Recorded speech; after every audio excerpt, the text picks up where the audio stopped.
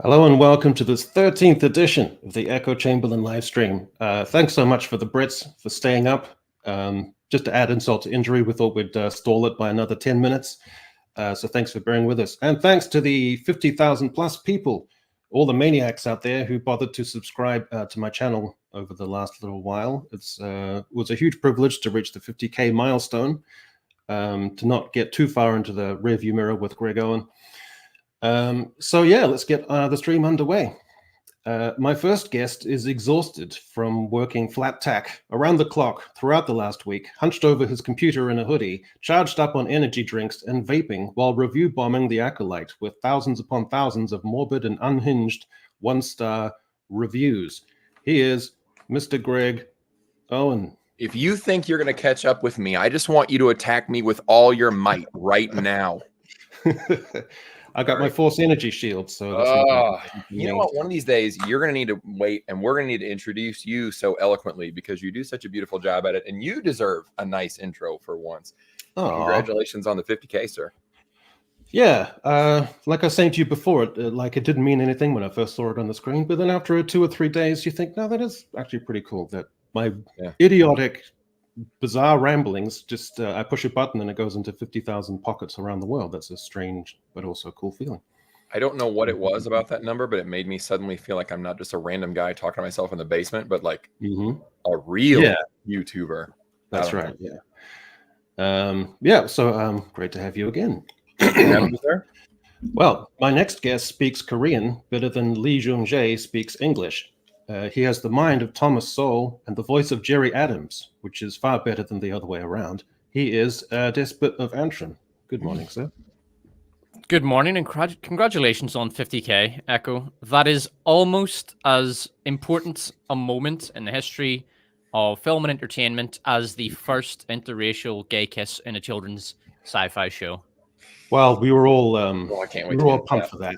You know, that was an emotional moment for all of us. I thought it glass ceilings had been shattered, and we're all better for it. Weren't you a bit disappointed though that your 50K milestone had been completely overshadowed by this historic moment?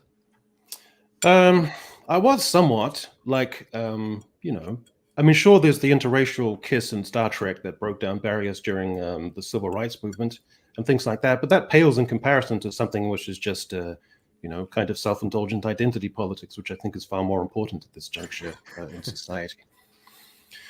Yeah, well, it's great to have you, the both of you on. It's just going to be the three of us, so a small and intimate little channel. I tried to get Robot Head, but as you know, it's been incredibly difficult. I thought that we could get there, but it turns out he's bailed again. I don't know what it is. It's probably me. Well, so it's probably just to better to leave things lie as they are, not get worked up about it, and just, it is what it is. I'm a little disappointed because you have all the best guests, and I'm just kind of using you to meet famous people. So I'm a little irritated about this, honestly. By the way, are you guys having glitching problems at your end? Negative. No. Why don't I have control of my laptop anymore? I don't know. There's something weird is going on here. I don't know.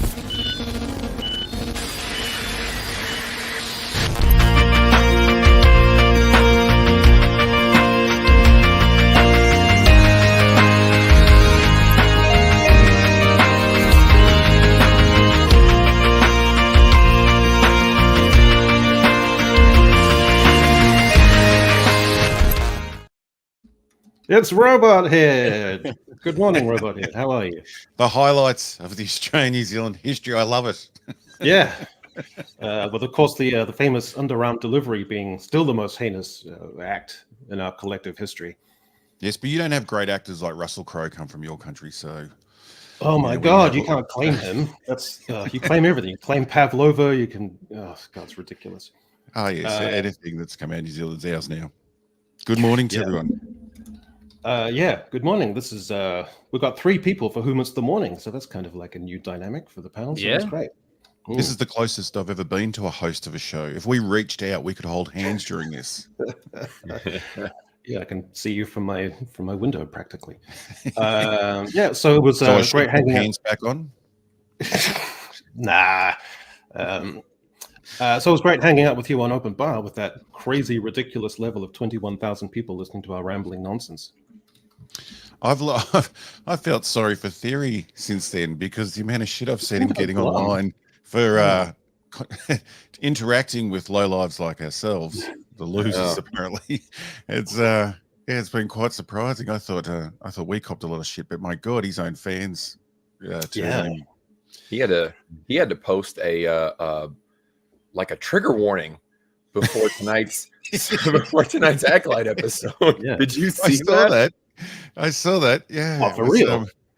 It's like a 2-minute long thing. And he's like, listen, everybody, no matter what happens tonight, let's all just be mature. Let's like he's preparing for like a bomb to drop or something. It was crazy.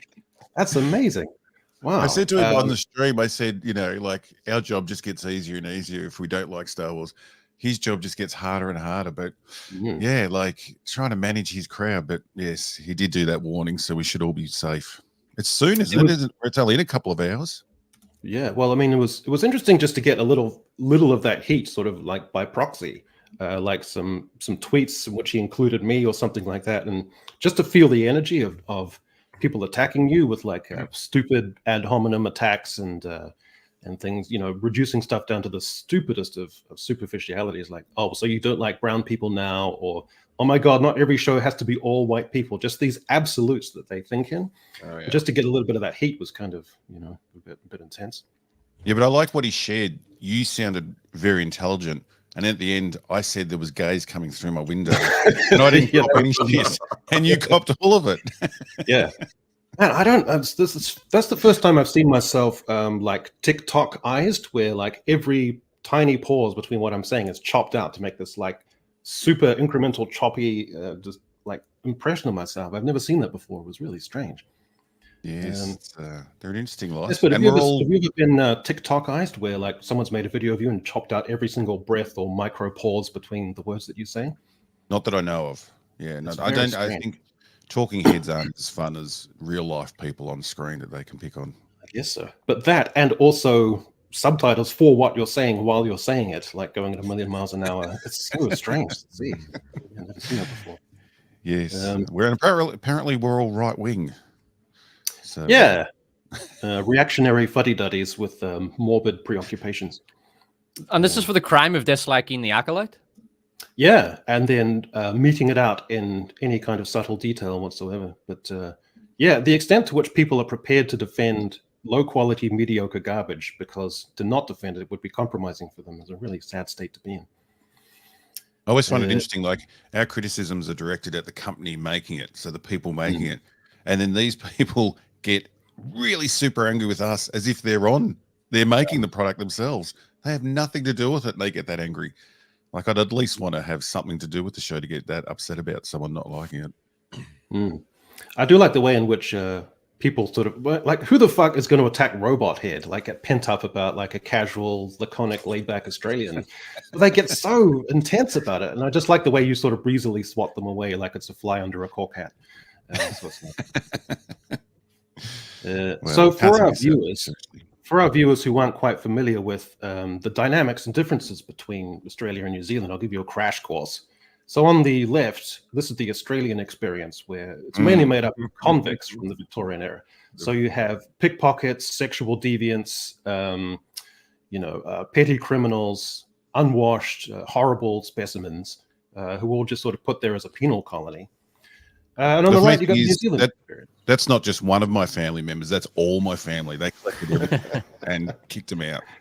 Yeah. And on the right, you've got New Zealand, which is made up of redoubtable, strong and decent Church of England and Presbyterian folk who set up an Arcadian paradise. And so that's basically the distinctions, between the two countries. Did Zack Snyder film in New Zealand? Is that what happened there? Yeah. And here you've got New Zealand archetypes. So you've got Lord, you've got Sir Peter Jackson, who give us, the Lord of the Rings trilogy and the Beatles Get It Back project. And Neil Finn, soulful music, that kind of thing. So that's the Kiwi archetype versus the Australian archetype, which tends to be more sort of craggy-faced, ultra-vulgar and crass.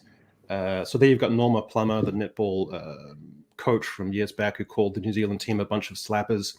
There's David Boone with his handlebar moustache, who most famous for drinking 52 beers on a flight, and Pauline Hanson, most famous for saying "please explain" when something was not explained to her properly in an interview. So those basically are the dynamic differences between New Zealanders and Australians. Well, they use that. They use that C word in like every sentence. Crikey, I think, is the one that I'm thinking. Crikey, yeah. That's the one. C word is more for the C word is more of an Alyssa Mercanti kind of deal, but we'll get to that later. They've taken away half our language. If I just speak freely, I'll be banned from everywhere. That's right. Okay. Well, first of all, let me just run the news because we're going to do the news.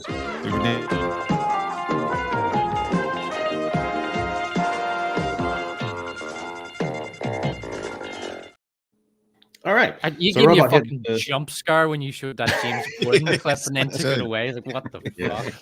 Jeez, stuck between David Boone and James Corden. Fuck, what a choice. So anyway, Robot Head, what we like to do is we like to scour the internet for the worst takes that we can find. And all I need from you is just a rating from 1 to 5, with 1 being, it's fine, legacy media just being dumb, all the way up to 5 being a raging dumpster fire of, I hope the legacy media dies for their terrible takes. Okay? So your first take on the Chamberlain scale is it time to give James Corden a second chance? 5. And I don't care how balanced the article is, like the hate for this man, which I think everyone shares. Like, if ever there was someone that should have never graced our screens, it's this fat prick. And he deserves it. Yeah, just don't give him a second chance. I don't know how he got a chance in the first place. He doesn't have any particular talent. He was in Cats, for God's sake. Yeah. He was also in the Emoji Movie. The movies he's did were terrible. Like the Emoji Movie, Cats, and some other piece of shit. And I actually have a Democratic mandate here. James Corden was voted the winner of 2 worst of vocal boards. I think one was best, like this year it was best cancellation, and he won by a huge margin. So it's not just my personal opinion. It is the democratic will of the people that this man should go away and never come back. He's just a talentless fat hack. It's one of those bizarre things where the Americans decided, yep, this guy's going to be famous. And they just would not give up on the idea that he was a celebrity, even though he clearly wasn't, and nobody liked him. Well, and it's not just that. It's not just the fact that he's so talentless and annoying, and that he was in Cats. It's that he was doing really, really scummy shit, like going to restaurants and abusing the staff, the waiting staff in restaurants, and he was pulling the whole "Do you know who I am?" act. He's a wanker, and I'm glad the guy's out of entertainment because his face disgusts me. And the idea that you would give this absolute waste of oxygen a second chance is just, it's sick. Did you guys ever watch the Craig Ferguson show? Yep. The late show or whatever it was called. When he took over, and it was like the second last episode, I used to like that show a lot. I think it's the last Good Tonight show. And he introduced him as the guy that was taking over. I was shocked. I mean, we because we're, still a little colony down here from the UK, we get like all the BBC shows. So we'd seen this guy before, like in what was that? I hated that comedy show he had, something in Stacey, whatever it was. But so I'd seen him before, and I couldn't believe he was going to be the new Tonight Show host. And yes, I wasn't wrong. He turned out to be fucking terrible, like the worst host of all time. Well, he said he's just generally an ass wipe anyway. Well, that's his issue, because at first he was just chubby and lovable and loud, and we have a penchant for loud as comedy for some reason. But if you're innocent and just kind of cute and whatever, that's sort of what he had. He was like a big panda bear, and then he started getting mean all the time, and people were like, "Well, that's not very adorable of you." Yeah, so people hate that, don't they? If someone is jolly and amenable and full of pep, but in reality people hate that. Yeah. Robot Head, when you were growing up, was everything out of sync season wise for you? Like if it was episodes of Cheers or things like that. You know, it'd be like the Christmas special, and it'd be like 38 degrees of blazing heat outside where you were, and like everything would always be out of sync. That's why people talk about like Doctor Who and their favorite seasons and can name certain arcs and things like that. We'd turn on the TV after school, and there could be any Doctor Who would pop up. They were just like, it was like they just randomly threw episodes at it. So like you could never follow who was who and which story you're meant to be following. So yeah, everything was out of whack. Not just the Christmas specials in the wrong time of year, but in New Zealand there was a period where we had Wurzel Gummidge featuring John Pertwee, repeats of that, followed by Doctor Who featuring John Pertwee. So you see John Pertwee as like a scarecrow who comes to life, and then 5 seconds later he's the Doctor in a TARDIS. It was the strangest thing. We had Doctor Who follow the Kenny Everett show, so I was getting a huge education of racing home from school to watch these repeats, and it was just like, what is going on over there in Britain? It seems amazing. When the Thames logo came up, did everyone who knew just pronounce it as Thames? You had no other conception. Yeah. I don't think we even tried to pronounce it. It's just that music. Yeah. So anyway, an emphatic 5 from Robot Head. So what are you boys giving this as a take? Well, I'm going to agree. I can't. This guy's not even funny, and he's a dick. So right. I have to give this a 5, and I also just want to point out to anyone who's planning to vote in the upcoming British election, this is one more reason not to vote for the Conservatives, because they failed to prevent the illegal migration of thousands of boat migrants into Britain. Right, that was bad enough. Mm-hmm. But they also failed to prevent James Corden from returning to the UK, and that is, I believe, their major failure. That is their biggest failure of the country, and 0 seats with this James Corden debacle. Maybe we just need Nigel Farage just for the specific purpose of blocking James Corden from entering the country. Yeah, revoke his, or at the very least, like put him on one of the uninhabited islands of Scotland or something. That's a good idea. Yeah. Do you guys think he felt the heat, or did something happen in the background we don't know of? Because it was so rare. Like people like him never just give up a huge career or the money. And for him to leave that Tonight Show, it was just, there was something going on in the background. Yeah, I don't know. Maybe a bit of Bolivian marching powder came into the equation at some stage. Like he can't keep up that energy all that time. I suspect as well he might have been getting worried that he was going to get Me Too. Like I could definitely see the accusations lurking in the background, and he thought, right, I better jump before I get pushed, sort of thing. Mm-hmm. Anyway, we must move on. So, My Fair Lady at 60, creepy and chauvinistic, or cozy and comforting? So, Greg, is My Fair Lady, should we think of it perhaps as being creepy and chauvinistic? Oh, Lord, I'm so tired of this retconning crap. No, it's still a classic. I'm going with 4. I'm tired of the attempts to rewrite history. I'm real pissed about this. All right. Despot.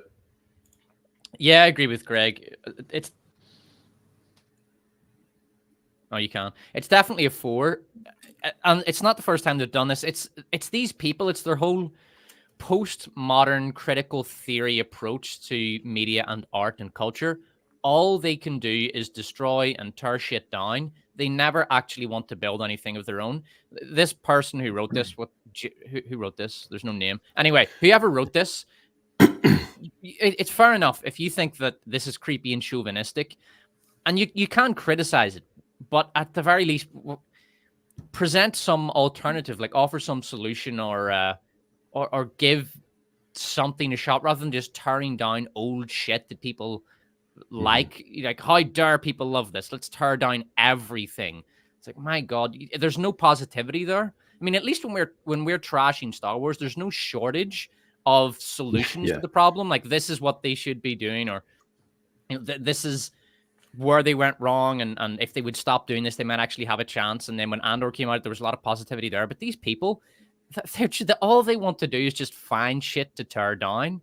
Yeah, they're like a toddler in a china shop, just who wants to smash every single thing, every single little work of art they can get their hands on. Just smash. They're just wankers.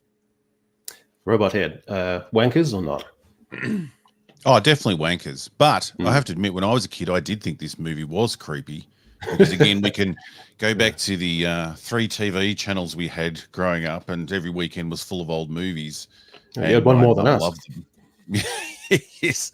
And when this come on, yeah, I couldn't. I was just creeped out by the 2 old guys living together. But besides that, the carry on of looking back into the past and judging it with today's fucking standards is just insane, and just like such a waste of time.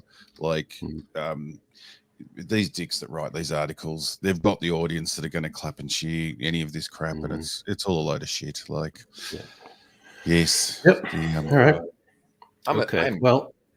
I'm especially pissed at retconning of history because I haven't been arguing with them because I don't usually pay them much attention. But I have I mentioned Marx and postmodernism, whatever, my most recent video, and I have people telling me that Marx is all he ever talked about was economics. There was nothing. He didn't have a moral code that he was trying to advance. There was no worldview that he had. It was only purely economics, and I'm still angry about that. So this is hitting me a little harder than it ought to, I think, because I'm just really fucking tired of people pretending that shit that happened didn't happen. Well, Jeffrey McNabb's article has trickled down to unexpected depths he could never have imagined. Okay, well, Bad Boys Ride or Die should be Martin Lawrence's Oscar moment. So, do you think his performance is likely to be Oscar-worthy? Look at that photo they've chosen for his Oscar. Yeah. His expression is what I thought when I was hearing that thing. What? My God. So this is a goofy one. Like, do you go 5 because it's totally ridiculous, or do you go 1 because it's like laughably innocent? No, I'm on that side. I'm 1 because it's just it's silly and it doesn't mean it. It's just like whatever. Okay. They've even written underneath, yes, really. So I think they're in on the joke. So yeah, can't be too offended. I didn't even know this film was a thing until it was released. I didn't even know it was getting made. Was this rushed into production after he slapped? No, this is his big comeback film, and I think the studio could just rely on the fact that in the modern age, everyone just forgets everything within 5 minutes. So that's true. I mean, the Will Smith slap was like several hundred news cycles ago, and so that might as well be the fucking Neolithic age nowadays. Yeah. No one remembers anything, just January the 6th in one ear, out the other, whatever, who cares? So everything just flows on. So, this has become a big smash hit, but I'm not sure if Martin Lawrence is going to be Oscar worthy. Have anybody seen this movie? No, I haven't had the pleasure. Go ahead, Greg. Rent. It screams straight to video. Well, I went to see this, and it's not bottom 10 bad. Like I can think 5 movies that have released this year so far that are easily worse than this. But it is bad. It is cliched and convoluted and messy and all over the place. And the action scenes vary in quality from quite good and interesting and somewhat innovative at times. Like there's a scene where there's a drone shot looking through the action of people shooting at each other, and then it switches to FPS mode, so you can sort of see the action from the perspective of the gun, and that's pretty cool. But and then some of the rest of the action is just really, really generic and dull. These two are very good in it, though. I mean, Will Smith and Martin Lawrence still have a really good dynamic going on, and you can really tell that they want it. They're really going for it. They're giving it everything they've got. The material's not really there, though. When they're they're bantering back and forth, the dialogue's very dry and dull because they're only really talking about themselves. Like, you're like this. Oh yeah, well you're like this. Yeah, well you're like this. Yeah, but you're like this. And it's quite dull if you want to get funny banter going like that, you have to do setups and payoffs where they're talking about stuff and talking about things, and then it pays off and it's funny. So it was a bit dull, it was a bit shit, but not too bad. And I will say the Oscars, I don't like. So we did an Oscar stream where we went through all the movies. The only thing we didn't watch was Poor Things, which I watched. It was terrible. I'm going to do a video on it. And the Oscars, it's too bloated and it's too pretentious. It nominates too much stuff and it nominates too much pretentious shit that nobody ends up remembering. So Emma Stone, I think, won Best Actress for Poor Things. And she's fine in it. She does a perfectly decent job, but it's nothing special and certainly not going to be remembered, and nobody saw that movie. And if the Oscars would get their head out of their own ass a bit and begin nominating things like comedy and stop nominating 10 fucking movies every year, because out of the 10 movies that were nominated, at least 5 should not have been there. Yeah. They were mediocre to shit. There should have been 5 movies nominated. And I would include Barbie in those 5 because I think it had really good peaks, even though it was overall pretty crap movie. But man, the Oscars does need to be reformed. So I'd only give this a 1 because I think the Oscars really needs to get its head out of its ass and begin to try to have more appeal and stop being too pretentious and artsy-fartsy and wankery. All right, well, and Martin Lawrence was good. Martin Lawrence was good in that. Okay. I can't believe Star Wars turned a basic Jedi power into something so cool. What power are we talking about? Well, these articles come out every day. Every day yeah. you see these articles about how Star Wars is fixed. Oh, a problem from 40 years ago is finally fixed. Oh, look, it's from Screen Rant. I'm shocked.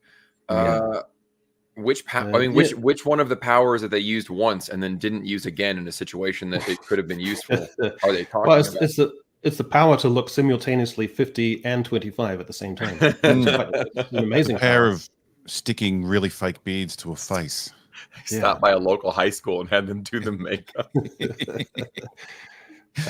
So has he been in stasis, like a kind of hibernation for 10 years? So he doesn't have to eat or poop.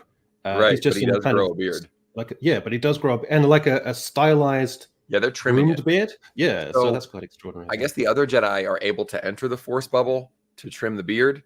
But nobody else can enter it. By the way, I find the origin of this Jedi. I'm going to share it with you. I'll not tell you which one it is because you'll definitely know. All right, I've uploaded it. If you can share it, you'll be able to figure out who the sleeping, meditating Jedi Master is. Okay, here we go. So which one is he? Well, definitely top right there. You know, top right. I would have said Rick Wakeman kind of a vibe there. Like I thought he was the guy in bottom right. So he's a former member of Yes. And my theory is that because their 1997 album "Open Your Eyes" was so bad, he had to meditate for 10 years to try to find absolution for it. But that's definitely him. Yeah. Still a better story. God, those old album covers were. I mean, the dude just. They were really good at music, obviously. Like Ambrosia. This is a group of the weirdest looking dudes you've ever seen in your life, and that's their album cover. Yeah, people shouldn't be upset about My Fair Lady. They should look at photos of 70s rock stars and realize they were nailing chicks every night of the week. Coked off their heads in the best life. And then you look at them and go, man, girls really will fuck anything that holds a guitar. Yeah. For me, you should go revisit the video for Africa by Toto, because that's like 5 or 6 of the most horrific male specimens imaginable, dressed in the most horrific clothes with the most horrific facial hair. It's such an incredible time warp. But with the voice of angels. I actually had before I was a movie and film YouTuber, I very briefly had a music YouTube channel, and I did in one of my essays, I did some research to try to judge how photogenic bands were. And when you actually go through and you look at all the big bands of history, it's astonishing just how not photogenic they are, how badly they photograph and how badly they look together. But there's one band who always look amazing, the most photogenic band of all time. Can you guess who it is? Who is the most photogenic band? Can you give us a decade? 60s. Oh, thank you. 60s. Surely it has to be the Kinks. It's the Beatles. Oh, it's the Beatles. Yeah. The Beatles. Yeah, you're right. The Beatles. I thought it'd be too obvious. It kind of is, but it's so obvious that you don't think of it. But it is the Beatles. They're incredibly photogenic. They always look great together. But it's just bizarre when you take like 4 random people. It's very unlikely they're going to look good together in a photo. If you look at all those K-pop bands, one thing you'll notice, like whether it's BTS or Blackpink or something, one thing you notice is they complement each other physically and they're generally the same height. And that's very, very, very specifically manufactured to look like that, because these K-pop bands are produced by companies that have they've hired thousands of talent, and then they select the talent very carefully and put them in the same band. Yeah. And they're very, very careful. I don't want to be that guy, but they do come from a country where that would be easy. That's true. It does raise a point, yeah. But they all have to be like the same height if you look at them as well. The Beatles amaze me because every picture I see of them, even when they were like the largest band on the planet, they managed to look like they had just gotten big like the day before. And they look surprised and innocent like every time. And I was always impressed by that there's women throwing underwear at them and they just look like, wow, you guys all showed up. I can't believe it. And like it's a sold out arena and like they still look surprised. And that was nice. Yeah. The amazing thing with YouTube now is that you got people who have just got the isolated stems for like every single Beatles track. So you can go through and here's just the drums, here's just the guitars for the track. And that stuff is like cocaine for me. You know, it's just to hear everything isolated is just amazing. And they did it all, most of their albums, just on a fucking 4-track. Can you imagine that? Like recording a day in the life, and somehow you just use that like a 4-track recorder to get all of that down. It's just stunning. So anyway, the Acolyte, one of the big things that came out is like they released this big figure that it was 4.8 million views. My God, that puts all the critics to shame. All those people who can't cope with identity. You know, they've been pushed aside. This is the new Star Wars, so check out those huge numbers. And everyone bought into it. Like tons of people on Twitter, you know, saying, here's the actual numbers. Meanwhile, and then they'd put up like images of you know, hater YouTube channels. But then you actually kind of dig into it. So 4.8 is worldwide. And when House of the Dragon came out last year, its debut shows racked in more than 10 million views. For like 30% less of the budget. And that was just in America, not worldwide. So these numbers equal only about 3% of Disney Plus, which we know from that chart you showed us last time, Despot, is only like 5% of the total streaming thing, which is also crazy. So, yeah. And this is the Star Wars brand, which ought to be a slam dunk and ought to be a semi-event, no matter the circumstances. So that number is actually kind of pathetic. And it's even more pathetic is the fact that sometimes they don't release stuff if they want to keep it hidden, but they thought this comparatively is actually really good for us. So we're going to release the number so people can chew on that. And then the legacy media piling on top of that and saying, you know, look, this is a blast. This is great. Look, these are huge numbers, and it puts all the doubters to shame. So that I thought was pretty pathetic. Just there's something almost kind of insidious about the way the legacy media just suspends its sense of reason in order to shill for this stuff. So it's kind of a little bit sad. But Disney marketing also know that their audience are dumb and that most people don't care. So you can throw out a figure like 4 million and people will say, oh, 4 million, that's unbelievable. They have no gauge on whether that's good compared to other shows, what percentage of Disney Plus subscribers it is. Like you would think bloody half the Disney Plus subscribers would be on there for watching Star Wars and that sort of crap. So it's, yeah, I'm amazed how little it is, the number. Plus it said it's the biggest debut on Disney Plus this year, or the first half of the year, where the only other big thing was Echo, which was a train wreck and disaster that everyone hated. So again, it's kind of pathetic. Well, here's the thing, though. I actually can kind of believe them that it was sort of a high premiere because I think everybody was going in. It was like a train wreck that you knew was going to happen because all the PR, none of the PR was like, we made this really amazing show. All the PR was like, it's super diverse. There's strong women. There's going to be gay representation. Screw these toxic male haters, yada, yada. Like so much of Disney's own PR. This wasn't YouTubers. This was their own people either getting basic facts about Star Wars wrong or saying, you know, the typical, message talking points and stuff. So I actually could believe that a lot of people tuned in just to see how bad it was going to get. And the other thing is that what cracks me up about the media is that they simultaneously want to say that, look at how many people tuned in. And also the series was review bombed. Now, if a lot of people watch the show, then you don't get to say it was review bombed because they probably all watched it and hated it and it sucked. And so it's valid that they all then went to Rotten Tomatoes and said, yeah, I watched it and it's mid and I don't like it and it's rotten.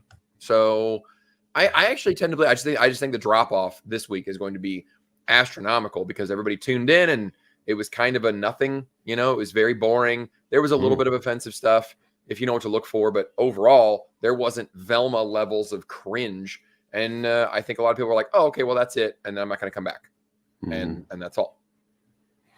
Yeah. Well, I put together a list of the things that the show doesn't have, and it kind of took on a crazy momentum all of its own.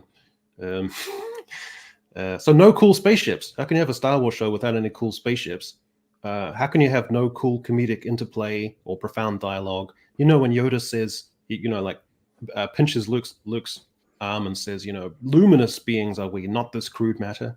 I miss that kind of dialogue. Sure. Someone on, sorry to interrupt, but someone on Twitter was using that for the reason why we can have fat Jedi. That's what made me laugh. That's great. Yeah. Nothing scary or foreboding. No exciting escape scenes. No empathy for characters. I put nothing scary or foreboding twice by mistake. No captivating mentor. No exotic locations. No adventure. That's incredible for a Star Wars thing. No stirring music. No delightful droids. No sense of camaraderie.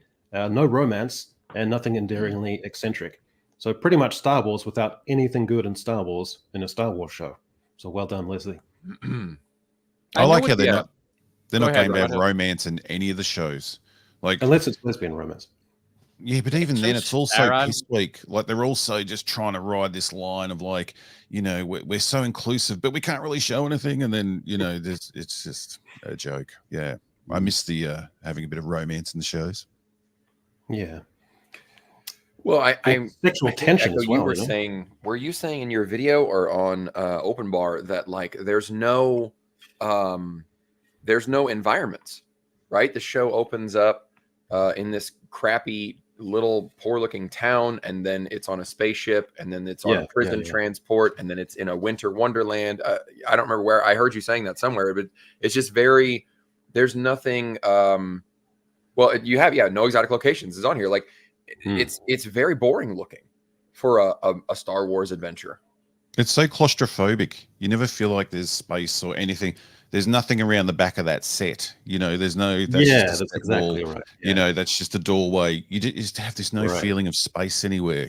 Yeah. A good contrast to that actually is episode 1. If you look at episode 1 of the prequels, which is a pretty crap movie, but visually in terms of its world building and its visual presentation, it does have lots of open space. It's got big vistas and really beautiful wide shots where you see a lot of stuff, and it has that visual element of world building. Looks really good at times, and you do get a real sense of the scale of it. It's one of the reasons I really loved it as a kid. But with this, you're right, it's small, it's claustrophobic, it's almost like it's taking place in a dusty little cupboard, and it's so fucking boring to look at. It's so visually, I wouldn't call it visually disgusting, but it's just visually monotonous and boring. Yeah. The thing is, it has, I don't know if of course I fucking like, they don't have a Bible. So in James Bond, they have a Bible. The James Bond production has a James Bond Bible. And basically what that means is, here are the things that you can and cannot have in James Bond movie.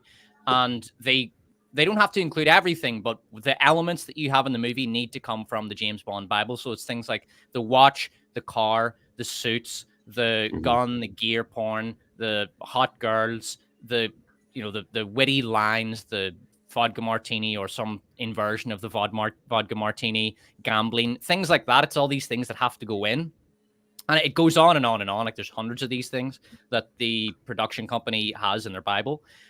And it seems that Star Wars just doesn't have that. They have there's no core identity to these shows. If you look at something like Andor, it's a very, very different universe to something like this piece of shit, which is just hideous and random and bizarre. And one of the commenters said it very well. They said it's a CW show wrapped in a Star Wars skin suit. And there's no logically coherent rules that cross between shows. So you'll have force use that makes sense in one show and just is completely broken in another show. This is zombie Star Wars, basically. That is going to be the central controlling thesis of my end of season review of this, that this is just zombie Star Wars. That is where Star Wars are at now, in where Disney Star Wars has reached its zombie era, basically. Well, and Robot had hit on a good point that there's no romance. and that is I think this episode 3 one. I'm gonna theme that video. That this is like they say they're aiming for a female audience, but most women, if you look at the fiction that they tend to consume, there's plenty of romance. In fact, more romance than other genres. And if you read trashy romance novels, or I'm trying to research why are these so popular? So I'm reading some of these Julia Quinn and Bridgerton novels and stuff. And if you look at the guys in those books, the way that they're described, they're not described as Yord. They don't have a Timothée Chalamet body, right? A lot of women tuned into Reacher, and it wasn't for the fucking plot, okay? And so they're like, we're trying to get female viewers. We want to increase the female viewership, and then they show this scrawny, weak little man who is kind of dumb and doofy, and everybody's just stepping all over him and embarrassing him constantly. And it's like, that's not how you're going to get the female audience. Like Chris Evans coming out of the muscle machine in Captain America, that was not for the male audience. Thor being shirtless when he first gets to Earth, that was not for the male audience. Like, Disney knows what to do, but for some reason they're like, we say we want women, but we're not going to do the things that actually get a female audience. Well, they think if they go as far into being a woman as possible, the lesbian, that's who they get to write the story. But most women aren't lesbians. So like the way a lesbian will see a man is different to how a woman that's not a lesbian would see a man. I'm just digging my own hole here for people to get angry. But it's a lesbian's point of view, and it's like that's not going to attract most women. That just like you said, they want a good-looking guy or a strong guy or a hero. The things that I was about to say the things we all like. I don't need these strong guys as much as others, but I thought about that and I thought, okay, well, Leslie Headland's a lesbian, and maybe like. So, okay, her idea of a good-looking guy is, a girly-looking guy. Like Yord is he's very feminine-looking. But then I thought, I don't know. I think even like if you told a gay guy to write a movie and like cast some hot chicks that we want to get a large straight male audience, I'm pretty sure even he would be like, okay, I think I know what straight guys are into. So like, I feel like Leslie knows what women find attractive, even if she herself doesn't find it attractive. So I don't even know that I can give her that excuse. It feels on purpose. Like, no hot dudes are allowed in my show. And okay, but you're not going to get the audience, so whatever. Yeah, like kind of makes me think for some weird reason of like Renaissance painters who had never seen a naked woman before, but they had to paint a naked woman. So like the breasts look like gigantic pears, and they got like strange boyish body shapes and stuff like that. Yeah. So looking at these characters, so there's the guy who plays Soul from Squid Game. He's kind of cool. But what a sad indictment to the show that the one guy I think who has charisma and is really kind of compelling, like English is by far his second language. And I don't like any of these other people. They all suck so much. All of them suck for various different reasons. Yeah, I mean, we could easily spend the rest of this stream going through these different characters and talking about why they're shit characters. But you know what? Let's divide it up. I'll take the two on the left. So Jaden Sith Hunter. Jaden Sith Hunter disgusts me. His haircut is a dichotomy with the rest of him. So this is a man in his late 30s, and he has a haircut that is associated with African American teenage boys, I think. And so I'm seeing this guy who should have, a man's haircut, and he has the haircut of an effeminate boy, and I just find it visually disgusting to look at. Great value, Killmonger. Apart from that, I don't know how difficult it is or how much time it takes to have your hair like that. Does any hair experts here? Anybody know how long it would take to have like a Jaden Smith haircut? How many hours would you have to dedicate in a week to maintain? You talking about the guy or the twins? The guy on the left there. Those twists, all of that. I mean, I'm sure a professional could have done, but it's a couple hours worth of work to get that looking right. It's like this guy's a Jedi master. He doesn't have time to preen his hair in front of the mirror every fucking day like a teenage girl. And that matters. That really matters, because once you notice that, once you see that, you can't unsee that. Small details matter. All right. If you don't care about the details, fundamentally, you don't care about the world building. And I could go on with fucking Jaden Sith Hunter, but next we've got Triple J, Jung Jae Jedi. And he's acceptable. He's that basically that bland stoic Jedi type. It's a template, Now, what Leslie Headland has done is she has identified, okay, this is a template, the basically wise stoic Jedi, and Lee Jung-jae does quite a good job of that. He's acting well, and bear in mind English is he's not very good in English. I think his English heard he learned it for this show, which is impressive. He would have learned it in school. Like Koreans all learn English in school, even Koreans from his generation. But his English was probably very poor. Like he might not have been able to speak it, and he would have understood a little bit, and it's sort of like tourist English. So the fact that he took his English to the next level for this show is very impressive. He would have spoken a little bit before this, but it is good. And the fact that he's acting in a second language and he still comes across as probably the best actor in the show is very impressive. Although, to be fair, he's got no competition. Like, he's blowing everybody else off the screen. Everybody else here is shite.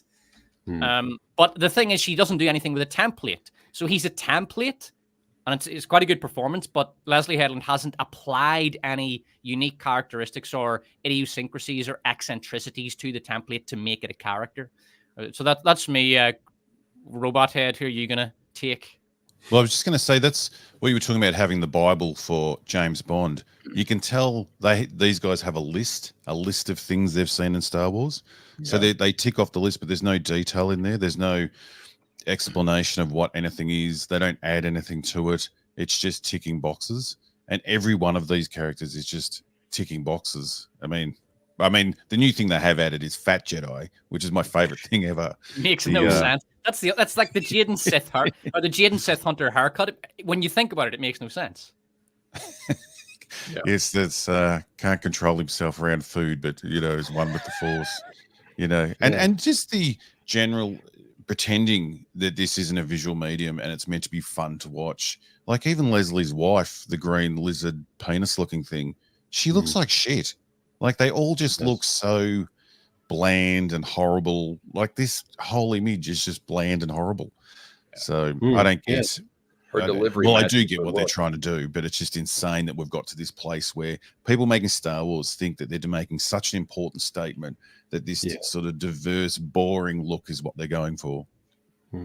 I would go with Wu Han Solo, but instead I'm going to go with white chick with orange on the face, who just an absolute nothing character. She exists as a function to, like, disparage Jaden Smith guy, and she seems to have no personality, no charisma, no witty dialogue.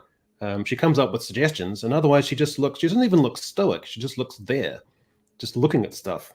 She looks like an angsty teenager, and she is like rolling her eyes at Yord all the time and huffing. And it was so pathetic when she was up in, like, the big police ship with the searchlight saying, stop in the name of the Intergalactic Republic. It's just so shit. Oh man, that was such a missed opportunity for comedy. Of course, Leslie Headland has no head on her for comedy.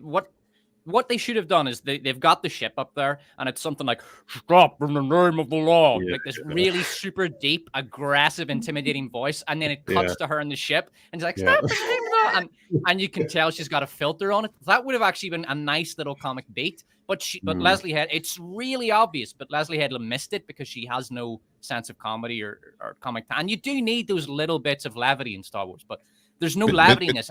There's no comedy. It's not funny. There's nothing here. But see, they're keeping that surprise for the baddie, the Sith dude, who's going to turn out to be a woman, and it's just a voice modulator. So they couldn't use that as a joke earlier because it would wreck the big surprise later on. So, oh god, and they even tried doing Darth Vader key jangling with that, because the person in the voice modulator is like breathing a little too closely to it, so it's almost sounding like the Vader breath thing. It's just like, guys, we get it. It's a Star Wars show. We know. Well, I got a very esoteric super chat here from Dark Hour. Don't let Robot Head's presence distract you from the fact 16-time Nathan's hot dog champion, Joey Chestnut, is being blacklisted for choosing vegan hot dogs. Well, that does sound, should you blacklist someone for choosing vegan hot dogs at a hot dog championship? I think.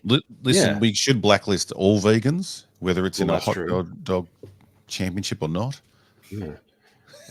That's a weird one. Yeah. So vegan hot dogs, because they're going to have a different texture. They might slide down easier on the throat. It might be equivalent to cheating. I don't know. So Box Office Brawler for $4.99. Hey guys, what's some advice for using clips from Disney Plus open parentheses, Acolyte, close parentheses, for YouTube content. I know screen recording is disabled. What are my options? I can answer Sailing that. the seas with the pirates. Yeah, screen recording's not yeah. enabled. You just have to uncheck a setting.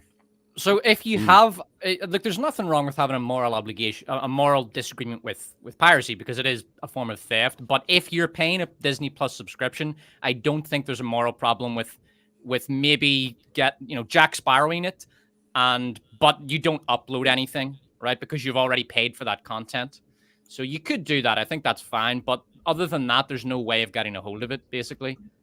There is. I can never remember the setting. I have to look it up every time I get a new computer. But there's something in Chrome. There's like hyper something. I can't remember the setting, but there is a specific setting. And basically, if you turn it off, it'll slow your browser down slightly or something, whatever it does. But then you don't get the black screen of no recording. And I use OBS, and I just screen cap it.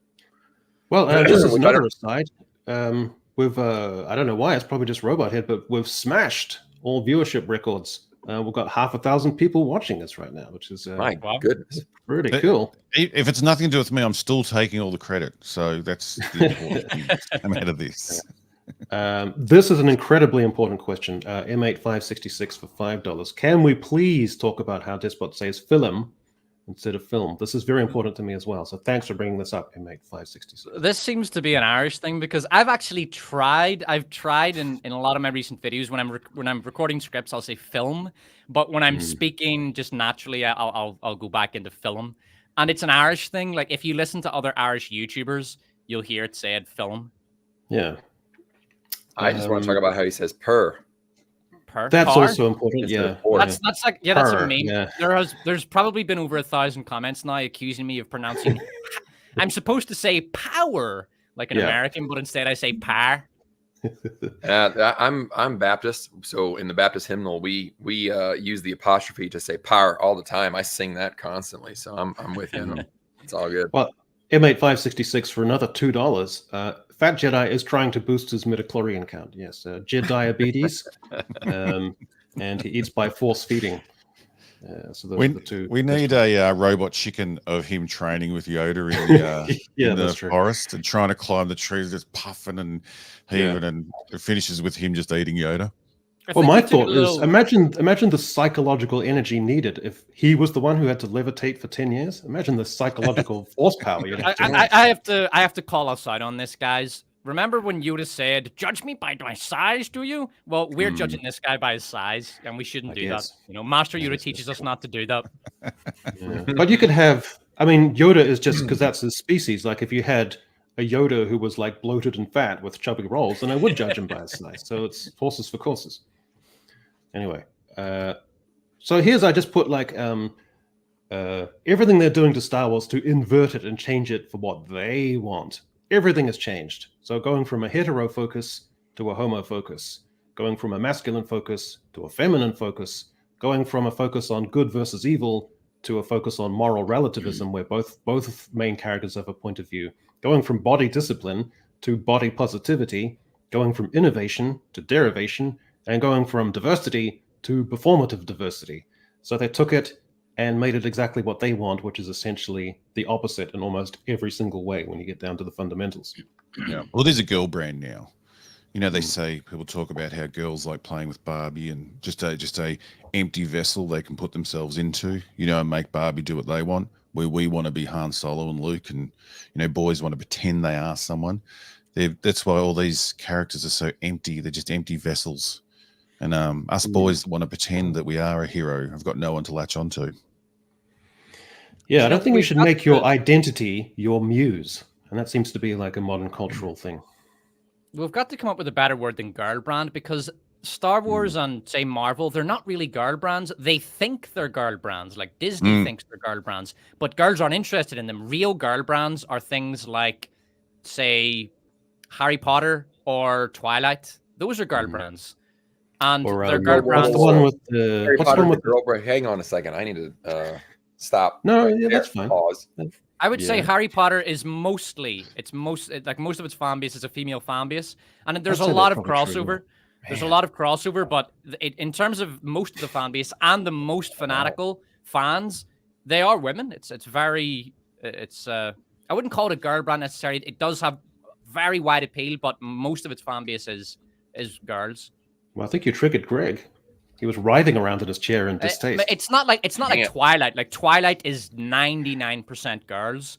Yeah, it's not that. I would say it's like 60-something% girls. But we'll say Twilight. Twilight is a girl brand because it gives girls things they want, which is 107-year-old vampires creeping on 17-year-old girls. That's what girls want, right? And this isn't Star Wars and Marvel. They're not girl brands. They're feminist brands. They've taken boy brands and have turned them into feminist brands. And that's a very, very different thing from a girl brand. What's the distinction between feminized and feminist, though, if we wanted to talk about in terms of brand? Well, I would say a feminist brand is fundamentally pushing a political idea of what women should be, as opposed to the reality of what women are and what women really want. And what women are is what you see in Twilight. They are weak and passive individuals who are waiting for a big, shiny 107-year-old knight on the back of a horse to come and sweep her off her feet. They're not waiting for a 300-pound Jedi with diabetes to pop up and talk about body positivity. Quick little thing here from Forbes. It's just incredibly underwhelming. The critics' gushing praise for the series sound out of touch with Star Wars and its fandom and what makes it tick, and really out of touch with good writing in general. The Acolyte is just a deeply bland Star Wars series with some cool fight scenes and a handful of cool characters, who I'm afraid will ultimately be wasted, just like the cast of the sequel trilogy. Relentless mediocrity is what's killing Star Wars and Marvel and DC, and so much of pop culture. The majority of Disney Star Wars shows and movies have been watered down and disappointing affairs, lacking the great charm and heroics that made the original trilogy such an iconic entry in the history of cinema. So yeah, relentless mediocrity is the first problem before anything else, before anything to do with diversity or identity politics. It's just the mediocrity itself is the problem. But even when you see Leslie interviewed, she's not trying to entertain a crowd. She's like, what if we talked about this and the diversity and like pushing, it's the gayest Star Wars ever. But there's no talk of entertainment or fun or, like George Lucas wanted to entertain a crowd. He wanted to entertain the audience. They don't care about entertaining anyone. This is my favorite super chat of all time. Flummoxed_buffoon87 for $1.99. Release the Yoda and Yaddle sex tape. So that's great. I wonder what state of inebriation Flummoxed Buffoon was in when he managed to. Maybe I think he was driving whilst also typing that into his phone. So it's with the other Epstein sex tapes. They're all locked away. Who wrote that at Forbes? Because that could not have been Paul Tassi, because he loves every entertainment property that's ever been made for anything. Who's the author? Can't remember the bloke's name, but I'll find a way to find it and share that on. Anyway, I just want to move on to this, which is, in fact, you've probably got a better one here, Despot, so I'll add this instead. So, how do we all go with these? Surprisingly, Bad Boys Ride or Die is the one that's going to be the big hit, which, to its credit, only had a $100 million budget. So I'm glad that insanity is ebbing a little bit. But yeah, Furiosa died a quiet death. I don't quite know why. Some people attributing it to a girl lead, and I don't think that was really the problem. I just think that it's maybe just a little bit dated somehow. And if it's not going to escalate on top of the previous one, then people I think probably couldn't see the gist or the point of it. It's also, and like, when has Mad Max been that big as a cult film? I mean, I love Mad Max. In Australia, you have to, it's our religion. But it's like, when, did anyone think it was going to do these huge numbers? Like, I wish it had done better, but it's, it just seemed a strange film to pump so much money into. It's hard to, get out of because I'm on YouTube and watching, and of course the feed gives you the same stuff. So I'm kind of in this little commentary bubble where, we're kind of upset about a lot of the same things. So I don't know if the wider audience felt like I did, but I like to believe that a lot of people are just so jaded now to the boring female strong lead. And so they saw this one and they were like, God, here we go again. I'm just going to wait. And then you know how it is. You wait on a movie for reviews for a week or two. And even if they're positive, you're like, I don't know. Now I'm just kind of out of the momentum of it. And I'll just rent it. Whatever. I'll catch it later. And so you just kind of lose that excitement that might drive you to go see it on opening weekend or the weekend after. And I think that's what happened to Furiosa, is that it's a general malaise toward the strong female character, not anything about that movie in particular. Yeah, I guess more to do with maybe the charisma rather than the gender that people didn't seem to focus on. Plus, if it's going to be Mad Max, then in order to succeed, it has to be balls to the walls, crazy thrill ride. And I think just the what was coming through generally in the culture was it wasn't that.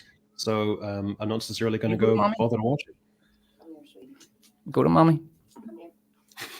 And what else we got here? So the Garfield movie crashed and died. I think I kind of like my chart almost a little bit better.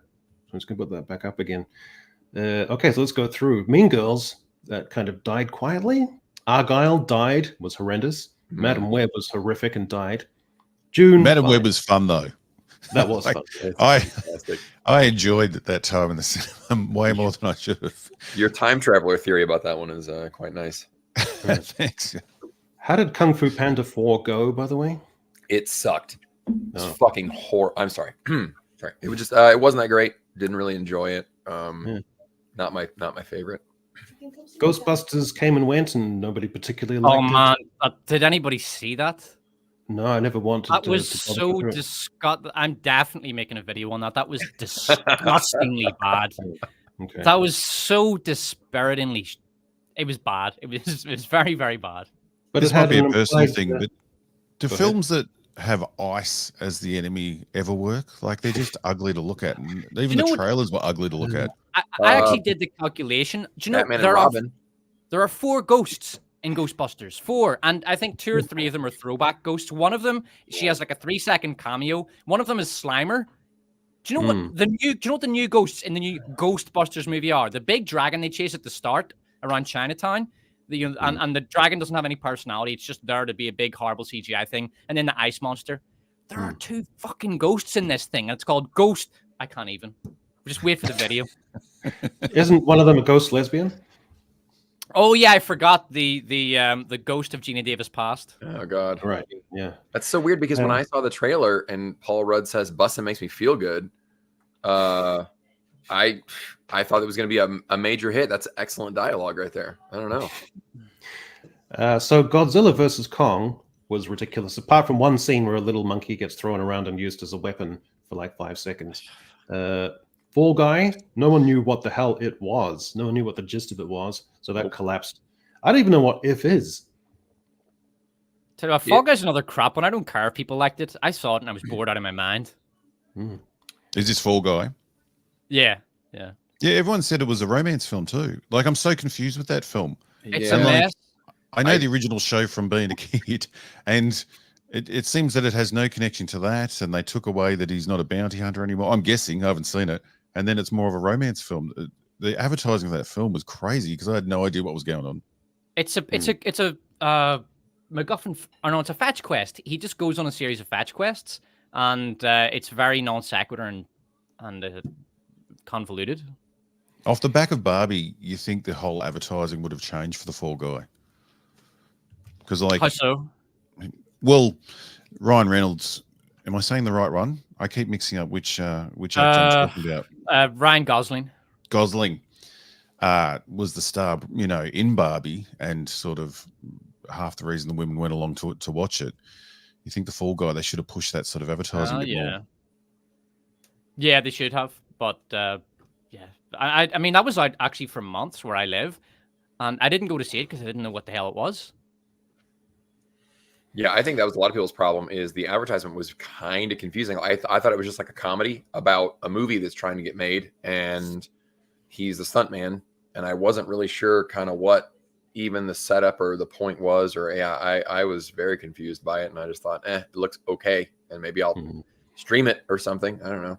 I was going to say, I reckon it'll do okay on streaming because it's the sort of film where a guy and a girl sit down with a pizza and they're like, what are we going to watch? And it's got enough elements from both to agree on it. So I could see, doing okay on streaming. So Furiosa, a Mad Max saga, that kind of bombed and died. A Garfield movie came and went, kind of bombed and died. Kingdom of the Planet of the Apes, people were generally positive because they like that in spirit and they like the CGI and they like some of the themes, but it didn't make any kind of impression. So that's the first half of the year. What an absolute slogfest of mediocrity. And so the total number of the box office receipts for the year are down 23% from last year, comparatively. That's a huge amount of jobs. Well, they should be. They should be, because audiences are right. This stuff sucks. Yeah. I mean, if we just look on the left, you look at those 12 movies on the left there, Dune 2 is excellent, and everything else is shit. Kingdom of the Planet Apes, I saw, it sucked. Garfield's terrible. Furiosa is actually quite good. I like Furiosa. And the rest is terrible. So there's 2 good movies there, and the rest, it varies in quality from mediocre to awful. Yeah. So audiences are right. They shouldn't pay money for this. This stuff stinks. Yeah, and everything on the right looks like garbage as well. So it's not Ballerina I've never even heard of. I don't even know if we're getting that in Australia. Yeah, I don't know what that is. I didn't know. It says a John Wick spin-off. Yeah. Yeah, well, it came out a couple days ago, and I have not seen a single ad for that. The trouble is all the money invested into all these films. Like you look back at some glory year like 84 or something when all these great films came out. A ton of movies came out, and like there would have been just as many crap ones then. But the good ones came through as well, because so many people were making movies. There was so many different studios doing it. They weren't investing the whole studio's budget onto each film and risking so much. And you know, the good ones came through. You know, there was still the weeds around, but now everything's so important to every studio, and everything's got to be the next big thing, and they're all crap. Yeah, a couple of weeks ago we went over. Despot had the cost for a lot of these, and we were making predictions, and I was shocked at how much some of these movies are costing to make. It's nuts. Yeah, Twister actually, which is not on this one. Twister. $200 million, I think, for that 90s B-movie remake. Yeah. Oh, well, that's the sad state of affairs. So let's lift our spirits by playing everyone's favorite game. See, I'm the best, man. I did it.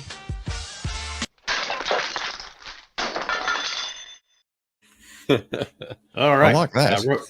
Robot Head, I'm so glad you're here, because what you're going to see on the screen is the title of a song and the artist underneath. And you have to decide, is it an actual entry in the Billboard American Top 100 charts, or is it some random thing that I've made up? Do you understand the rules? Either way, it'll be a guess, because don't know many of the charted songs at the moment. Either way, you'll do better than Despot. So here we go. Here's your first. I won last time. Here's your first entry. Freak Ho by Speaker Knockers.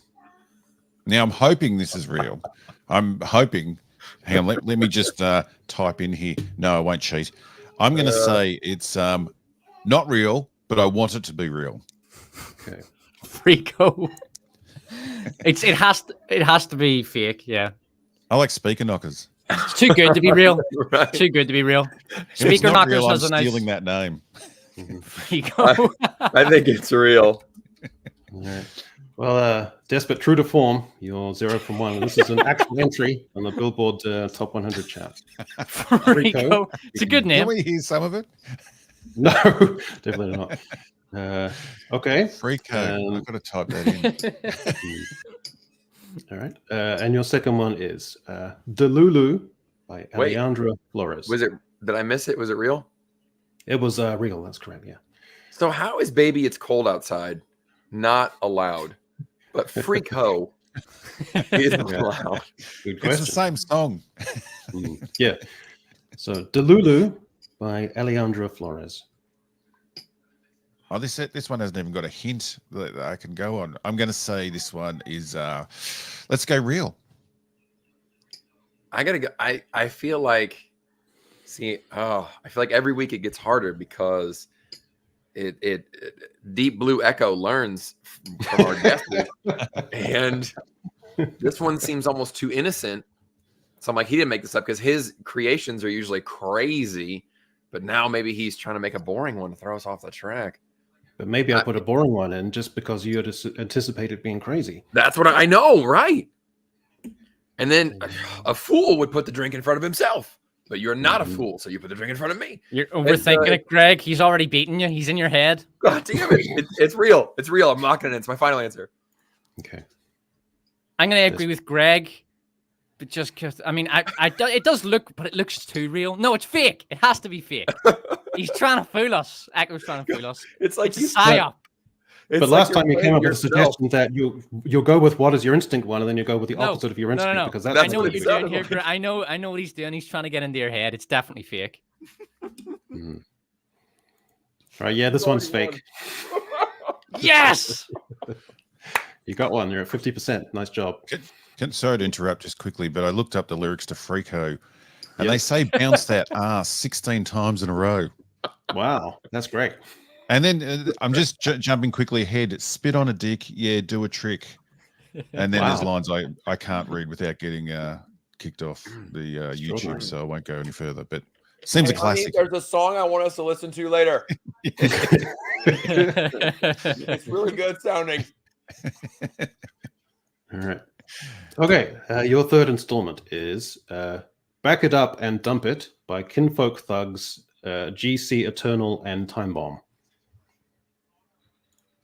Well, I haven't got one right yet, so I'm going to say back it up and dump it. I'm going to say it's real.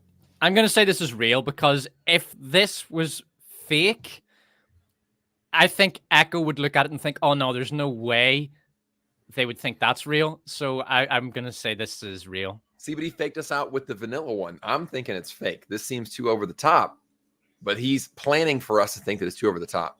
I'm on to his games now. Well, this is a strange inversion because now Despot's got me figured out, and Greg is the one who's falling behind because this is an actual entry in the Billboard Top 100 chart. No. It's also what the meditating Jedi was the first thing he had to do when he came out of his trance. He had to back it up and dump it. His colon was a time bomb. Oh yes, it was. Right. He took the poison just to try and relieve the constipation. Do you think the fat Jedi has been eating like half his meals? That's a good point. Yeah. It's 10 years worth of rations. He just had them as well. Yeah. He feeds him like a bird. He chews it up and then spits it into his mouth. Yeah. All right. Well, your next one is Slut Me Out 2 by Nelly Chopper. I'm going to say this one's fake because I'm trying to work out the system here and I've got no idea. So I'm just guessing. I'm going to say this one's fake. I would guess it's fake because I don't like the way Chopper is spelled. I think if this was real, it would be spelled like PAH or $H or something. Fake on this one. All right. Well, no, this one is real. This is an actual entry in the Billboard Top 100. Damn. I'm cursed. I got more songs to look up now. I am cursed. Yeah. Not me, I'd say. You All Don't Know Us by Empire State featuring Reese Shawn. I feel like you're just messing with us now. I just wish they'd get sillier. I don't like the ones that sound too real. All right. I know. I say this is fake because "don't" is spelled correctly with an apostrophe and everything. Whereas if it was real, it would be called "Y'all Don't Know Us" and it would be spelled DOH or something. So I'm gonna go with fake. Okay. I'm gonna say so you're fake saying, too. Okay, Greg. I'm going. The last two, I said fake and I was wrong. It's gonna hit. It's gonna hit this time. Fake. Black again. Yeah, this is one I made up. So yes. Empire State. Law of averages, baby. Yeah. And Miles on It by Marshmello and Kane Brown. I'm going real on this one. I'm going to go real because I think mathematically too many of them are fake. This one might be real. I don't like to admit that I know who Marshmello is, and it is real. Okay. Miles on It by Marshmello and Kane Brown is real. That's correct. And lucky last, Heat Stick by Shoreline Mafia presents OGZ and Phoenix Flexen. I think it's fake. I'm going real with the heat stick. I don't know. Despot seems to be on a roll, and I'm going fake. Okay. Robot Head, our guest, is actually on the money here. So Heat Stick by Shoreline Mafia presents OGZ and Phoenix Flexen as an entry in the Billboard Top 100. So I think got to let your brain go into that street level of thinking and heat stick. You know, that sounds like what the youth would think was cool. Mm. So Despot, you're getting better. You're sort of 50-50 kind of deal now. So that's impressive. I'm happy. Okay. All right. Yeah. Speaking of hate stick. Yeah. Get your hate stick on. Get 2 heat sticks on. Mm. So this combined 2 of my least liked things, which is the poor besieged 1800s. And gay people. We know it, but you shouldn't say it out loud. Well, it's and more black to do people. with... And gay black people. Not while I'm drinking, please. And interracial stuff. My God, things are just out of control. So it's set in a kind of... It's Doctor Who crossed with Bridgerton. And Bridgerton is also already ridiculous because you had one Bridgerton story where the Queen of England is black, and she and the king marry to start a new experiment in inclusivity in society. And then Russell T Davies admitted that he's a big fan of Bridgerton, so he decided to do his own Bridgerton show with Doctor Who, featuring Doctor Who's first passionate gay kiss, which I think we've all been waiting for to smash pink glass ceilings and usher in a new era of tolerance, diversity, and empowerment. I mean, as a small side note, the quality of the episode was appalling, but in terms of messaging and progress, that's what really counts. And so that's what I took away. Can I ask a quick question? Because as I said earlier, we watched Doctor Who out of sequence in Australia, where they just throw any episode on. But when you said first passionate gay kiss, has the Doctor had a passionate kiss before? A non-gay variety passionate kiss? I don't think so, no. Not that I know of. Yeah, it's that weird thing. Like in the show Andor, you've got the lesbian relationship, which is the only functional sexual relationship. Everyone else is chaste. So it's a very strange dynamic. So what makes you think that this is supposed to be about Bridgerton? Was it the second or third or fourth or fifth time that Ruby said this is just like Bridgerton? What was it that really tipped you off? Well, what kicked me off was the episode featured orchestral covers of contemporary popular music, a theme also used by Bridgerton, including Bad Guy by Billie Eilish and Poker Face by Lady Gaga. The covers were performed by Vitamin String Quartet. The original recording of Can't Get You Out of My Head by Kylie Minogue was used. So someone would almost think, if they strained their eyes, that there was something almost vaguely gay about this show. Yes, I noticed the string quartet arrangements. I also lost count of the amount of times Ncuti Gatwa cries in this, and I'm not joking. There's a scene where he's crying, and I'm thinking, fuck, is that the third or the fourth time he's cried in this episode?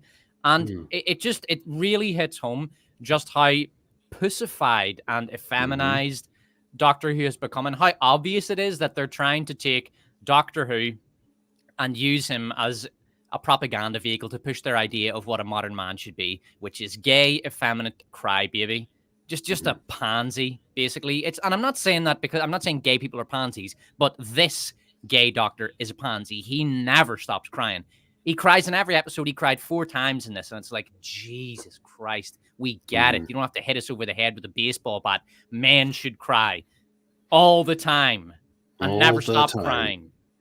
I can't even bring myself to watch this show. Like I watch a lot of crap for content, but this one, I just can't even get to the point of watching it. It just, everything I see and hear just makes me sick.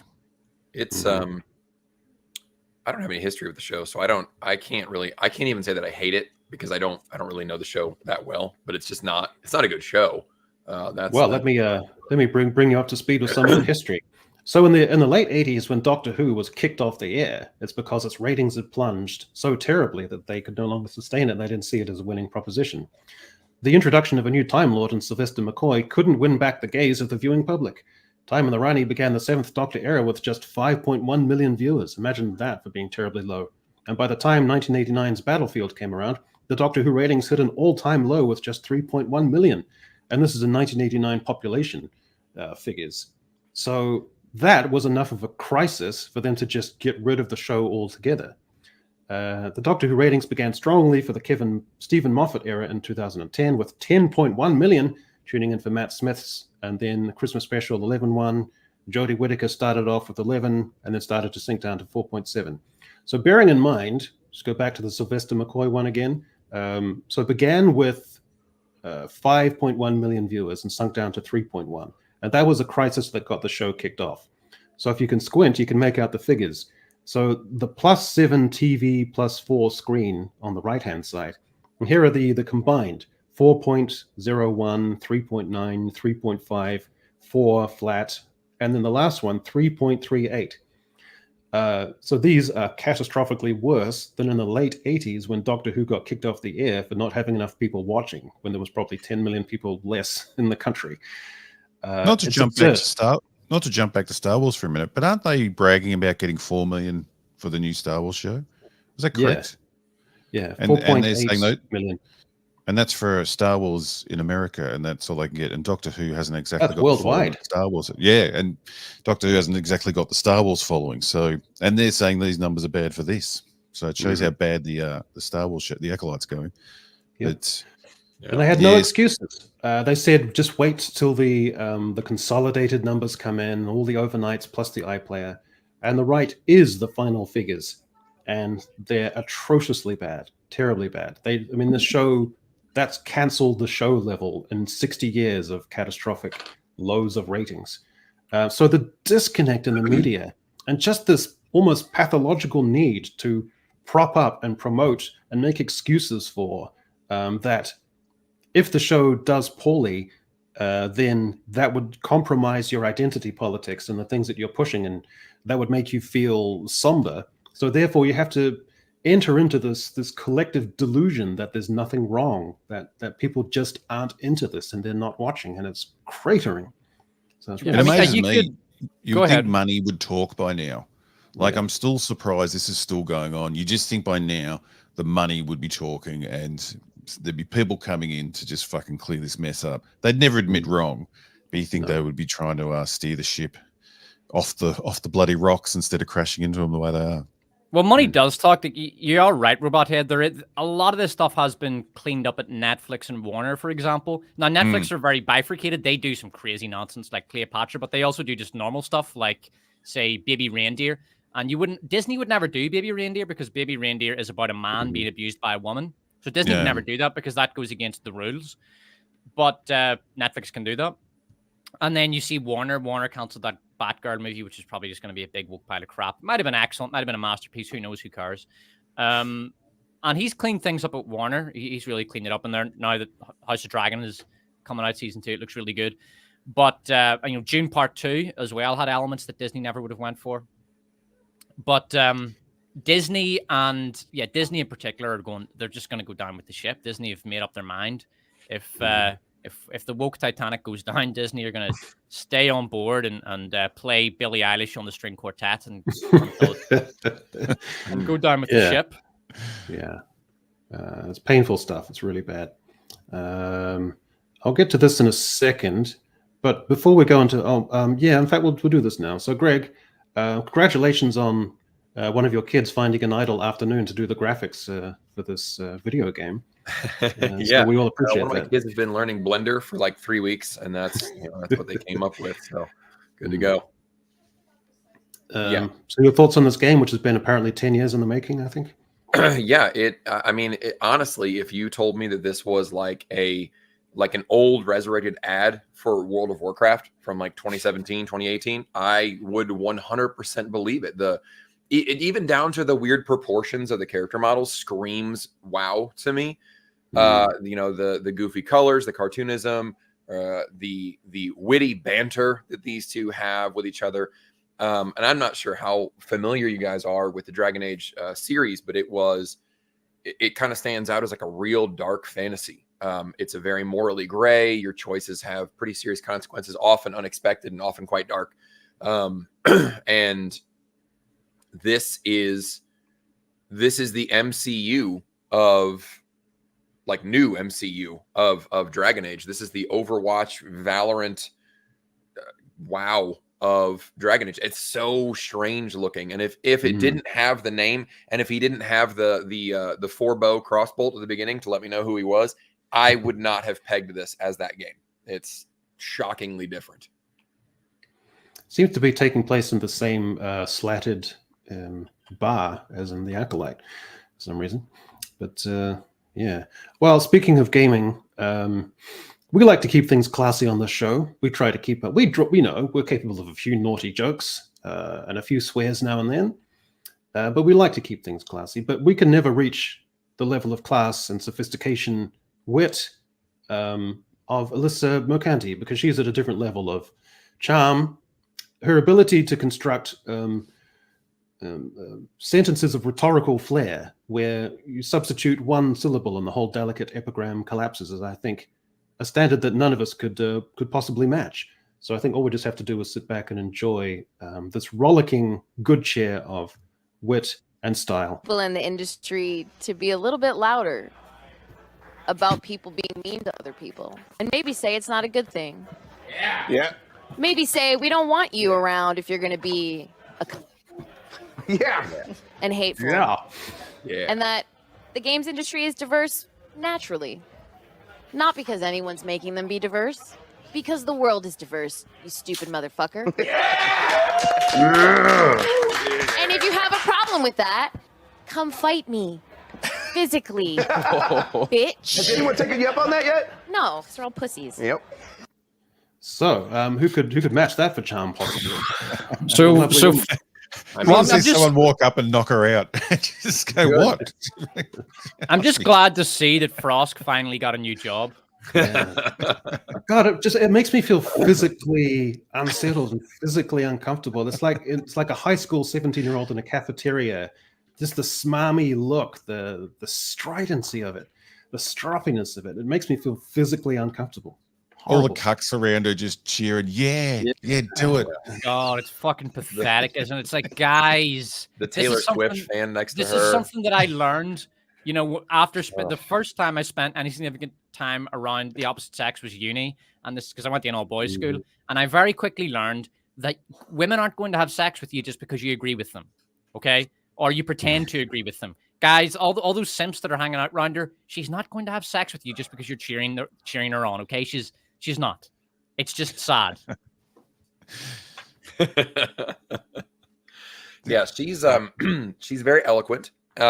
Which I think if you're going to insult somebody, you at least want, you want to have some pizzazz, some panache. You really want to. You almost want to confuse them with your wordsmithing and your verbal sparring. And I think that's what she achieved there. Honestly, I think it went right over the head of a lot of people, really, the depth of what she was saying. God.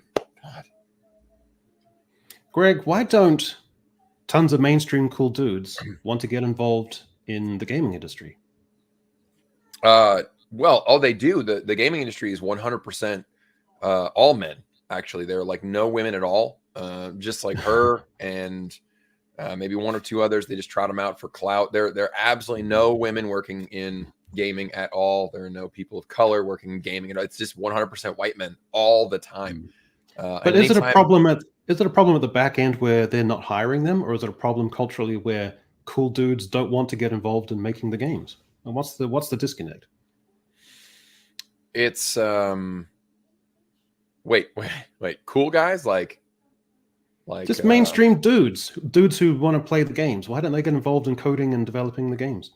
I think that there's this really weird stigma with coding where people make it seem like way more technical and difficult and all that than it is. And I got bored a few years ago and I was like, I'm gonna give this a shot. And I found that I really enjoyed it. And I did it for like a year or two. And I made some small games and just kind of goofed around. And I realized that it's really just, I don't want to like be pretending it's simple. It's not simple, but it's not the like Matrix level triple screen crazy thing that a lot of people maybe think it is. I think there's like a really big mental wall that a lot of people have. Mm-hmm. And I don't know. I think that there's still kind of this stigma around video games, like they're for nerds and they're goofy and cool guys don't do that kind of thing. I don't really get it, but I don't know. You see the guys in like these hookup meetings on the couches, and they're all morbidly obese, or they have white dreadlocks, or they're super wimpy, or okay, you've met gamers before, haven't you? Well, yeah. But, yeah. Well, I just want someone like Greg should be part of this. Those are the guys that get on the. What's the thing is they don't really make games. Those are games journalists, first of all. So that's why they're journalists. And then like there are some cool guys. Swen from oh gosh, who makes Baldur's Gate? I can't think of the name all of a sudden. Larian Studios. Swen is I mean, I don't know if I can call him a cool guy. He owns a suit of armor that he wears to awards show and stuff. So I don't know that I would call him cool, but he seems like a swell guy. The guy that's at CD Projekt Red that runs that, he seems like a pretty cool guy. So I think a lot of them, they work in there and they don't get in front of the camera. And then these attention whores, these are the ones that show up and actually jump in front of the camera. And it kind of misrepresents who's making this stuff and who's actually working on it. And I think that's what's going on there. But imagine being in a work environment with that women. God. I don't think you want the cool guys. You want the nerdiest gamer dude that hasn't left his room to make games. Right, yeah. Just who actually has power loves fantasy. it. Yeah, and wants to just create a game that's fun to play and doesn't give a shit about all this sort of political crap. Yeah, I mean, if you look at the 4 guys that made Doom, it was 4 or 5 guys just in a room coding for several months. They all made Doom, and they'd all made dozens of games each in the 80s. Now, hold on. During the whole Indies game period. One of those dudes was John Romero, and he was cool as fuck. That hair was the coolest. His hair was incredible ever. But yeah, those are the guys who are doing all the innovation in video games. It's just ultra geeks who have been coding since no age. Yeah, yeah. I'm trying to think of the guys that I know, and they're not. I'm like Jonathan Blow is not a cool guy. He's a genius, and I like him, and I've listened to his interviews and stuff. But I'm like, he's not cool either. Damn it, I can't think of anybody cool. See, all those cucks at that fucking clip we just saw, they think they want to be. They think they're being cool. That's what they're striving for more than bloody entertainment. So yeah, I think get the wannabe cool people out. Fuck them off. Get rid of them. Yeah, here's the thing. Cool is a paradox. If you're trying to be cool, or if you want to be cool, you can't be cool because that's not cool. Exactly. You can only be, basically, fundamentally, you can only be cool by being yourself. Obviously, you want to be the best version of yourself, but you cannot be cool by putting on an act. That's impossible. Cool, it's a paradoxical thing, but those guys, Robot had 100% right. Those dickheads on the couch trying to appear like they're with it, kids, and they're down with feminism. Feminism is cool, right? It's like they're the farthest fucking thing from cool you can imagine. They're just dweebs. They're surrender monkeys. They're collaborators. Yeah. It's a lot of bobbleheading. So, Greg, here's a question. Are you a sports fan? You like to watch the game on a Sunday? Sports ball? Absolutely. Yeah. I love all the sports. The sports where you with the stick and the ball. With the ball, yeah. I mean, that. Into that. Yes, the net one with the ball. I am huge into that one. Right. Despot, you like to kick back on the couch and watch the game on any given Sunday? The only sport I watch is MMA. Oh, right. Okay. I sometimes watch boxing. Well, sometimes I'll go to the gym, and in the 3 or 4 choices of channel you have, I always have the sound down, and it's AFL, which is Australia's national sport. Basically, Australia's national sport, I think, apart from cricket. And I've been watching it. Maybe it's religion. Yeah. So I've been watching it for months on a little screen, and I've absolutely no idea what the rules are. So what I'm going to do is I'm going to put a minute's worth of footage up for Greg and Despot, and you have to try and distinguish what's going on, and then Robot here will tell you how close you came. So are you ready? This will be interesting because I don't watch AFL, so. All right. Well, so here it comes, a minute of footage. You've got to say, like, what is onside or offside? What is the goal? What is the purpose? So are you ready? Here it comes. There's no sound, and I'll put it up here, and yeah. So what's going on?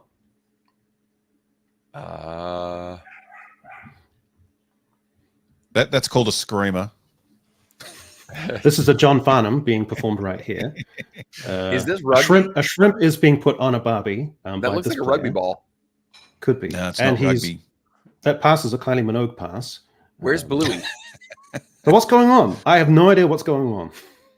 Well, there's big sticks at one end and big sticks at the other. Look at that magnificent Australian there. And that hair was amazing. That man's giving a mustache right after this game. There's no doubt. You just got to get the ball down the other end between the big sticks, and then you score. And besides that, you can just about do whatever you want. Yeah, it looks like a schoolboy's at lunch, just doing random whatever. Look, he's gonna. There it is. Nearly scored.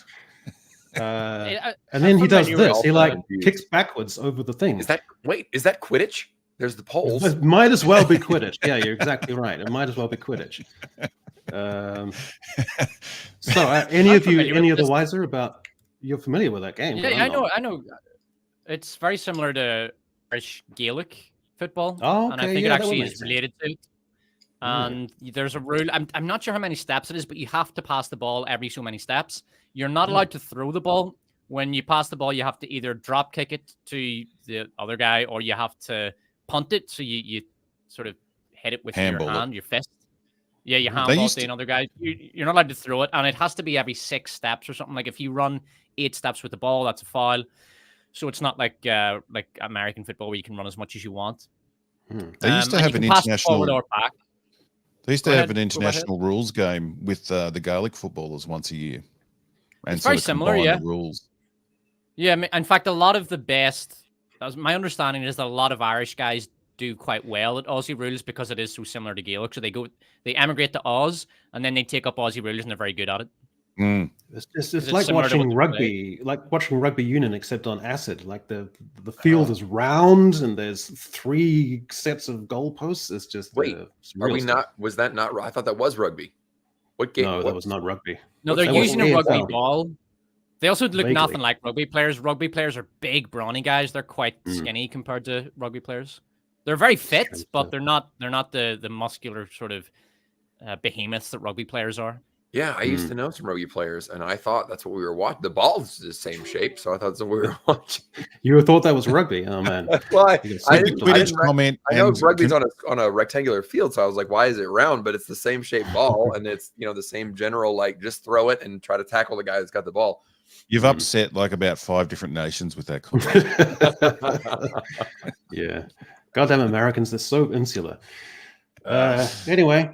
So I had a thought the other day, which is basically it's not going to happen. Every time we think that things, there's a vague chance that things could turn around and get better, and it's not going to happen. And I've just decided that over the last couple of days. We're never going to go back to politics having big seismic shifts like FDR in the 30s or Reagan in the 80s or America having no deficit in the year 1998, and then they're thinking America could be debt-free by 2013, and now, Greg, your current debt stands at $34 trillion. Oh, it's insane. It's never going to get better. We're always going to have rubbish presidents with rubbish political divisions doing rubbish policies. And in music, it's never going to get better. That strange thing you have in the back of your mind that there could be some kind of change, that all of a sudden there could be some rush back up to a new genre that comes out of nowhere, or some new huge underground movement that swells into the mainstream, or a paradigm shift, or a new Bob Dylan who comes up with incredible lyrics that people are mesmerized by, or the sex and swagger of the Rolling Stones, or the innovation of the Beatles, or the coolness of grunge. It's not going to happen. We're in a post-culture culture now. We're too exhausted in this thing. These kind of things cannot happen. And that thing in the back of your mind where Star Wars, maybe it won't be Disney, maybe it'll be some other company and it'll be rejuvenated and super exciting and brilliant quality. Jurassic Park could be great, or Star Trek could be great, or Marvel could be great again. It's not going to happen. We're in a post-culture culture. Am I correct, Despot? Yeah, you're correct. The Star Wars is never going to be saved. The best thing for Star Wars is if it just dies. And I don't know if that can happen. Like I say, it's in its zombie phase. It's only ever going to lose money. But Disney will just keep pumping more and more and more and more and more money in it. God knows how long it will go on for before Disney just pull the fucking brakes and say enough. Maybe when they finally get Kathleen Kennedy out, they'll at least pull the brakes and say we need to stop making Star Wars content. But you're right. You're absolutely right. I don't want this to turn into another Star Wars discussion because I do like this topic, and I agree. I think that basically culture is completely balkanized now, so you no longer have the kind of cultural conditions necessary to raise up a Nirvana or a Radiohead or a Bob Dylan or anything like that. And as well as that, I just think that music, I think I've said this before, the The 2 to 4 minute song format is creatively exhausted. Well over 99% of the great songs have been written. And when you do hear good songs today, they tend to sound like stuff you've heard before. Because if it hasn't been done before, it's not because no one has hit on that yet. No one's just that innovative. It's that it should never have been done. It doesn't sound good. Like there's a reason that Gregorian chant has never been mixed with hip hop, because it would sound like shit and no one would listen to it. So it's been even mixed if you with do dance that, music though. probably has, yeah. Well, so they even had if you do that, they had it doesn't matter. Enigma, which had breakbeat. Remember It's just Enigma? fusion anyway. Fusion music's all been done, and now AI can write tons of music. AI is producing millions of songs a day now, and Spotify releases tens of millions of songs a week. So it's all balkanized. I mean, my favorite contemporary artist is like 450th most listened to artist on Spotify. In case you're wondering, it's a British artist called Babe Doobie, and it's all very balkanized now. So you kind of just choose your own culture from what is available online, and it's a combination of YouTubers, obscure musicians, and the movie. I mean, movies not so much because they're so expensive, but yeah, you're right. It's completely balkanized now, and it'll never go back to the way it was. And I mean, we can overrate. It's very easy to overrate the past, though, because when you go back and you look at somewhere like the 80s, it's very good when you say something like, "Oh, the 80s had Queen and Metallica and Prince." But when you really dig into it, you see that, okay, it had Metallica, but they had 3 good albums, and that was over the course of 10 years. Like, that's a long time, and three albums isn't a lot. And you notice there's actually not that much stuff when you space it out over a period of 10 years. So while it's easy to deify the past, there have been long periods of cultural drought in the past as well. For example, in the UK, British music in the 80s was fucking terrible. There was almost nothing. There was almost, I mean, a lot of people like Morrissey's band, The Smiths. I don't rate them. I find they're very mediocre. Queen did their best work in the 70s, so they did do some amazing stuff in the 80s. But that was really it. Like, that Elvis Costello had a couple of good songs, and you had Queen, and other than that, British music was just dead. You're a fan of The Cure? Is he British? He British? I don't know what they are. Robert Smith, The Cure, they're British. Oh, yeah. I was never a fan of The Cure myself, but I do think that, I mean, the culture really, it's so bad right now that it can only get better. It can't get worse. We're at rock bottom. It can get worse, but it can't be. How can it get worse? Nothing How can it possibly get worse? All the major franchises are dead. Popular music is absolute shite. How could it possibly get any worse?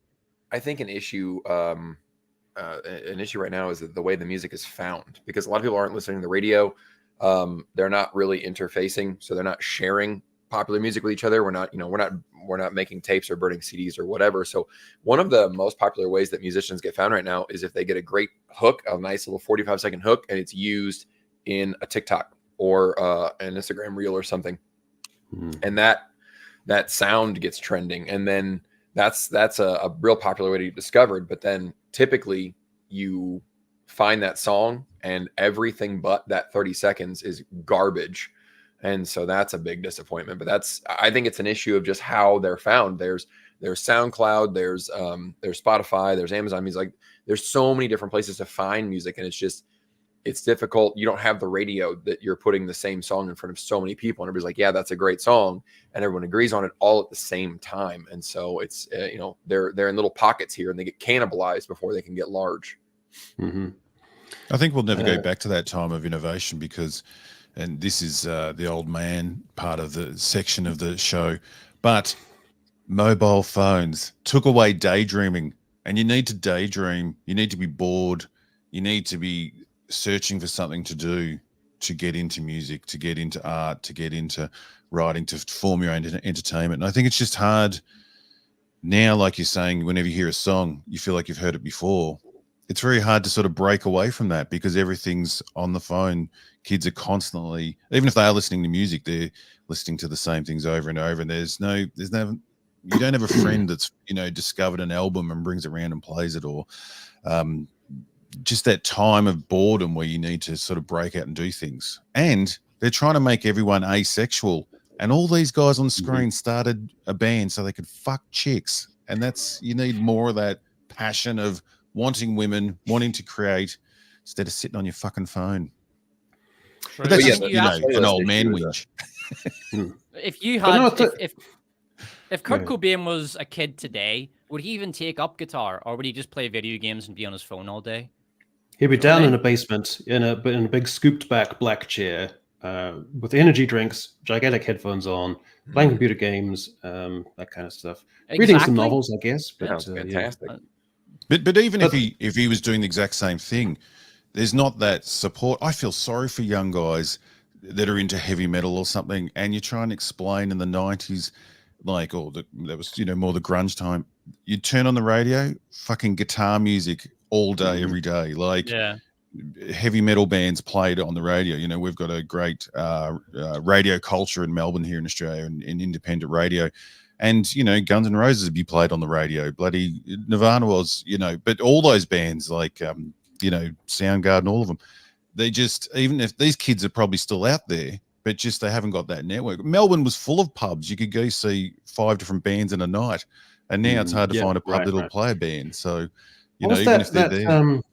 That Australian radio show or something, and it would release like an album or a double album every year, and it'd be like each one every year, and it was just cool grunge music and rock music stuff. Like the something top 15. What was it called again? Oh, the Triple J used to have the that's hottest 100. Yeah. And they did the first few years. You could vote for any song, and Love Will Tear Us Apart was the #1 song for like 5 years in a row. So then they made it that it had to be a song that was released that year. But originally those albums were full of Australian and New Zealand bands, Yeah, absolutely. Because they could be big enough to survive and actually almost make a little bit of a career. Huge careers, careers here, like it was, the exception was the bands like AC/DC that went to England to take over the world, where most bands stayed in Australia, were quite happy making it here, traveling New Zealand, and they had huge careers. So these poor young Kurt Cobains haven't got a chance before they blow their heads off. Yeah. So, are we past the point, Greg? Do you think that are we past the point where a Bohemian Rhapsody or a Hey Jude can be released and everyone knows it and is talking about it by the end of the week? Are we past that point? The fact that everyone knows it, like, I think it can be written. I think it's the distribution that is the problem. And like, I have the same thing. Like, I use Amazon Music, and I've got my playlists, and I listen to the exact same stuff. I haven't listened to anything new in a very long time, and that's the issue of the convenience of having every song ever at my fingertips. I don't need to sift through my CDs or listen to the radio. I know what I like, and I listen to exactly what I like, and I don't ever need to hear anything new. So I think people are creating great music, maybe, but how it gets discovered, if I would ever find it, that's the issue there. So no, I don't think everyone would know about it by the end of the week. It would take too long to get out if it ever did. I don't know, Robot Head. I feel that if Bohemian Rhapsody came out on Monday, we'd all know it and be talking about it by Friday. That just by sheer momentum of class and energy, that would happen. Am I wrong? Yes, you're wrong. Really? People are too distracted. People are too distracted by too many different things. How do we know there might be a song that good that was released on Monday? And how would you ever know about it? Unless it's picked up by TikTok or unless it's used in an ad somewhere, you're not even going to know about it. I don't know. I think I disagree with you guys on this. I don't believe that cream naturally rises to the surface in culture, but I think some things are just so iconoclastic, so unique, so brilliant in every way that Despot, can you break this tie? If Bohemian Rhapsody was released on Monday, would the whole culture know about it by Friday? Well, I don't think that a Bohemian Rhapsody could be released today. I don't think that, you're talking about in that kind of format. Or, well, let's say it can. I'll just answer the question. You mean the song or the album? The song? Yeah, the song is released for the first time on Monday. Would everyone know about it by Friday? Yeah. Yeah. If it had a good music video, yeah. Yeah. Same with Hey Jude. Like Hey Jude would not disappear underneath the culture. That would just erupt naturally because it's so good. Bear in mind, the most popular content on YouTube is music videos. The most popular music videos, they'll get views in the billions. So if you were to release a Bohemian Rhapsody, and bear in mind that the music video was very innovative for the time and was really incredible for people in the 70s. But if you had something at that level of innovation musically in terms of the video today, it'd be fucking massive. It would be a phenomenon. Yeah, I agree. So I think we're in this post-culture phase. So all these people who will say to me The onus is on you. Like, the great stuff is out there. You've just got to make the effort to dig it up and find it. No, I think it should be the most boring, shouting at clouds, never goes outside sort of person. That's the true marker. Like, they're going to know about the Beatles when they come out. They're going to know. They're going to hear the name Kurt Cobain. They're going to know about Bob Dylan. They're going to know about the Rolling Stones just by sheer force and weight of momentum of creativity and culture. The other thing we've got to live with is, starting from, I don't know, 5 years from now, it's just going to be non-stop obituaries. You know, Mick Jagger died this week, and Steven Spielberg died this week, and you know, this is going to be baby boomer icons are just going to start to die every week, and it's going to be a super downer. I think giving it 5 years is being optimistic. Probably, yeah. They're all just teetering on the edge now. Yeah. The other thing I don't know. I'm not sure I don't know what the kids are into these days, but I don't know with like phones, video games, all that kind of stuff. I don't know if like sitting around listening to music is as big as it used to be. Maybe somebody young in the comments knows. Like, do you like when I was young, we would just sit around and listen to CDs or whatever. Like, we would hang out with music playing. So I think that there's a possibility that some of it has more emotional attachment because that was like an activity, and we had the music while the activity was happening. And it was kind of the focus of the thing, where now maybe music doesn't have that same emotional connection. Like, it doesn't resonate with you because it's not tied to a point in your life that it was so important to you. Yeah, I understand that. Yeah, I can understand that. Do you guys go to movie cinemas anymore as a cultural thing? Because I've never liked movie cinemas in particular. I always loved them. I don't like them. I like if I go and it's empty. You like that? That feels strange to me. I like it's either just me, because if there's another one or two people, then that creeps me out. Makes me feel odd. Yeah, that's strange. I start speculating about their lives and that kind of thing. It depends what you're going to see, though. Like, you know, some films are great with a crowd and lift with a crowd, and some, you know, people annoy you while you're trying to watch it. So yeah, it depends. Greg, do you ever go out to films just with you and Mrs. O, or is it always just with the whole troupe? Nah, it's always the whole troupe. You know, movies are not really our thing that we go together. We eat. That's why I look the way that I look. We go out to restaurants and stuff, or other activities. Well, you kidding? You look totally force sensitive. That's the euphemism we should say now. I look like I could be a Jedi Padawan, no problem. Yeah. Where was one last thing I wanted to? So this thing here. So I wanted to read a little passage from a novel. This is from The Line of Beauty by Ellen Hollinghurst, and this won the Booker Prize for Literature in 2004. It's a gay-themed novel, and which I don't ordinarily read, but I was just going through reading a bunch of Booker Prize winners a couple of years ago. And there's a scene towards the end where the young character of Nick Guest, he's visited by the sister of his former lover, who's a nurse, and she informs him that his former lover has died of AIDS, and she shows him some photos. I'll just read you the passage, if I can find it. The last photo she had shown him was terrible, a Leo with his life behind him. Nick remembered making jokes early on in the first unguarded liberty of a first affair about their shared old age, Leo being 60 when Nick was 50. And there he was already, or he'd been 60 for a week before he died. He was in bed, in a sky blue hospital gown. His face was hard to read, since AIDS had taken it and written its message of terror and exhaustion on it, against which Leo seemed frailly to assert his own character in a doubtful half-smile. His vanity had become a kind of fear that he would frighten the people he smiled at. It was the loneliest thing Nick had ever seen. I remember being immensely touched and affected by that as a purely humanist story. And I just want to contrast that with this.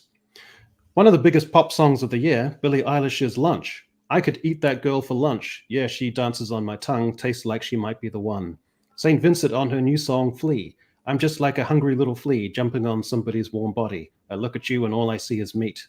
Lesbian trap star Young Miko sings on Princess Peach. With a peach like that, who can be mad at you?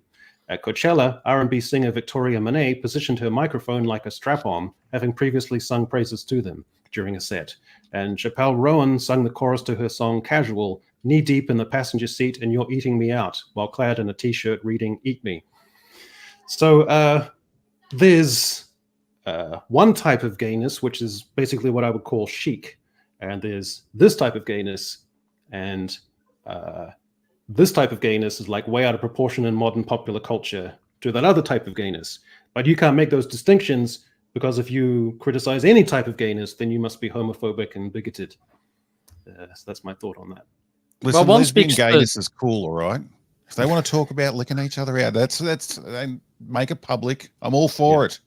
Mm-hmm. I mean, the one that you were reading is fascinating because it speaks to how does a gay man experience life differently to a straight man? Like, what is the experience of being a homosexual? And that's a very different experience because, you know, I walk down the street and my head's on a swivel half the time, you know, hot women. And it's, if I was gay and I wasn't doing that and I wasn't constantly thinking about women, which is, you know, just being what it's like being a man, it's a very different experience. If you're gay and you're not thinking about that, it's a different way of going through the world. And this AIDS story you were talking about, so that's what they're really trying to get at, that experience. But it's very superficial stuff. It's basically it's about fucking. It's about a form of fucking. That's really all it is. And it's very boring and dull. It's crass. Exactly. But you can't criticize it. It's pop music.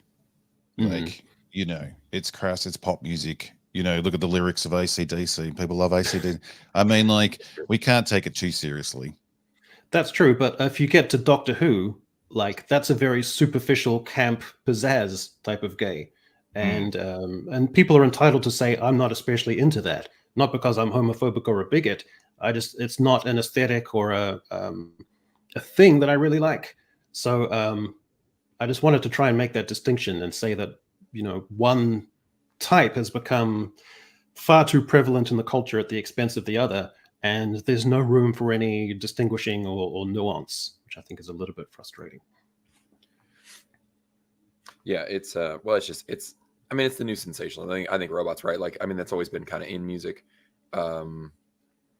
With Doctor Who, I was having an interesting conversation with somebody in a comments today. They were talking about one of my old videos with just talking about how, like, new female characters are very masculine, and they were saying, yeah, that's not great, but, like, it's not so much that they're masculine, it's that you never see a masculine female character with a feminine female character. Like, they're never working together. It's just like only masculine, right? And then this person said, the new thing that needs to be explored are, like, more feminine heroes, and not like super feminized.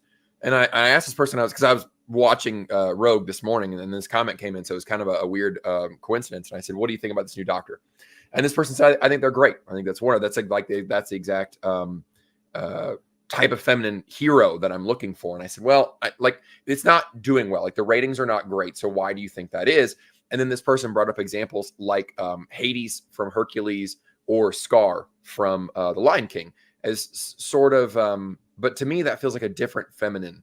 Like, that's more of a sassy, you know, kind of I look at those like Ursula, sort of like I compare those two villains to Ursula. Like, that's that same energy. And so I think there's a difference when you're talking about this stuff. Like, there is the new Doctor Who is, as you said, it's extreme. It's almost a caricature of femininity or homosexuality. Like, he's almost manic in his energy, even as he's trapped in this new episode. He's trapped in a triangle seconds away from death, and he's treating it like a joke. He's just goofing around. Like, it's not even a confident, suave kind of joking. It's just, I don't know, it's silly. So I think that's the big difference is, I don't know, back to this person's point, like the idea of feminine qualities in men and heroes or whatever. Or I think when we were talking about it, people were in the comments saying Doctor Who has always been a little feminine. He's always been a little silly and goofy and maybe a little, I don't know, other type of feminine qualities. He's never been like a macho man. But this new one is just this extreme version. Like, these song lyrics here, it's taking it to such an extreme that it's comical almost, but they're being serious, and you can't take it seriously. It's horrible. Well, we'll just wrap things up with some quick little super chats. Everyone's been super generous. Melvin Deeply, Neighborda, for £5 British. That's some real money right there. Robot Head, point of contention. Mad Max's real name is Mad Max, just like Dirty Harry's real name is Dirty Harry. That's not correct, is it? No. The film is Mad Max. The character is Max. I said this on Twitter, and you'll just say something lighthearted, and then people lose their minds and start abusing you. This was one of those things. No, I'm right. I'm not saying it's a joke. It's very serious. That is his name. But some people lost their minds over this one. Excellent. Flummoxed Buffoon 87 for $1.99. This bloody rock, the bloody rocks. Wait a minute. Is he supposed to be saying that this bloody rocks is a stream? That might be. Or is he talking about a geographic? Was that be about bands? Maybe the bloody rock. That could be a band. Yeah. Okay. Right. I'll check them out. Box Office Brawler, $4.99. Big thank you to Dr. Greg Owen for endorsing my If review. Seeing your post really made my day and came as a shock. I recommend this man to the open bar. Hey, so someone knows what that film's about. It was well, and so I clicked on it because that's why it popped up in my feed, and I clicked on it, and he honestly made it seem like kind of a fun movie, kind of a lighthearted revisit to your childhood and like the things that you kind of let go of, sort of like a what was the Christopher Robin movie? I think Ewan McGregor is what it kind of reminded me of. He kind of explained it in his video in a way that the ads definitely did not, because that was like Fall Guy. I didn't know what the hell that movie was about. No, it was a good review. Cool. All right. Joshua, Wrenched for $4.99. Hail, guys. Six Pixar films since the pandemic. Onward, Soul, Luca, Turning Red, Lightyear, and Elemental. Which have you seen, and what do you think of them? The only one I've seen is Soul, which I thought was actually a really good film. Maybe 10 or 20 minutes too long, but I thought it had a great vibe. It's a great atmosphere, really cool music. I thought it was good. So your favorite picks out of these, gents? I haven't seen any of them. I've seen Lightyear. I watched Lightyear a couple of weeks ago just on Disney Plus as research, and it is appallingly bad. It is so much worse than any of you can imagine. I'm trying to find an excuse to go see the new Despicable Me movie because I think they're enjoyable, but I'll be interested to see if they can keep the magic alive. I don't know. The Minions movie is pretty good, actually. That they're back in the 70s. There's good music in that one. That was actually kind of fun. The only one of these that I actually liked was Onward, and that again was like too long. It was a boring middle, but it was D&D themed, so it already spoke to me, and it was a cute idea of like a future where magic is obsolete and it's only for nerds, and technology has just kind of made it. It's not cool. It's old and nobody does it anymore. And it was a neat idea and a nice little family, drama, a comedy thing, and it was wholesome. Cool. All right. Daneska for €2, I believe. Just a fan from the Caribbean saying hi. Well, hello to the Caribbean. Our reach is expanding day by day. M8566 for $5 more. Isn't it easy to overrate the past because we remember the good stuff while we forget the forgettable? Absolutely. Very true.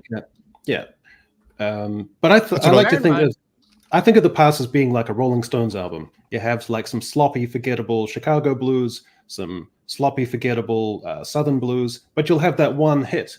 That's basically what the 80s and 90s were like. That's what I was saying about the movie industry. Like they used to churn out a lot of films, so you'd get some highlights. You'd also get a lot of crap, but we don't care because they were spreading the money around, so we would get the highlights. Sort of like my mind's gone blank. What's his name? He played he was the butler in Batman. He's from the Italian Job. We don't know. Despot, I got a nice little analogy. Pound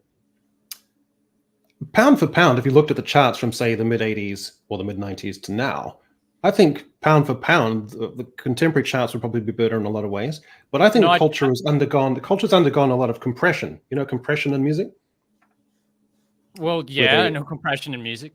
So I think you could apply that to the culture as a whole. Like everything's become like the standardized. Yeah. So you're talking about how the peaks have kind of been cropped out and everything's been flattened to the sort of same standard. That's what I'm saying. I mean, in terms of popular music, you're right in the sense that it's sort of been almost communized in that everything is equally awful in the same way communism makes everyone equally poor. So I suppose for popular music, that's true. There's still peaks there. I mean, I think the best music being released today is video game music and film music, and some excellent stuff being released, but you do have to go and seek it out. Yeah, and he's M8566 is right when he says that a lot of the past is forgettable, because if you were to go back to, say, 1980 and live from 1980 to 1990, you'd probably be pretty disappointed, I reckon. There'd be a lot of really great music and movies, but they over the span of 10 years, there'd be pretty few and far between. And then when you get past that, you forget all the boring shit and just the awful garbage. And I mean, there's so much horrible shit that was even very popular back in the day that you just forget about. The culture just completely memory holds it. And we kind of forget all the bad stuff and only remember the good stuff. So that is true. It's very easy to overrate the past and sort of talk about how shit things are today. And while we are living certainly in the worst decade of the Western cultural history and of the post World War II age, really since 2016 to the present, things have never been worse, I think, culturally. But it's important to remember as well that there have been shit times before, but let's not get too pessimistic. Yeah, I mean, we're still trying to collectively forgive Australia for producing Stock Aitken Waterman with like Kylie Minogue and Jason Donovan and all that stuff. And our last super chat. They were British, my friend. Stock Aitken. Oh, were they? Yeah, right. So you don't blame us. All right. So Michael, for $10, if Disney gave you Leslie Headland authority, what Star Wars universe story would you tell? I would tell the beginning of the rebellion, not in an Andor way, but different factions coming together from across the universe.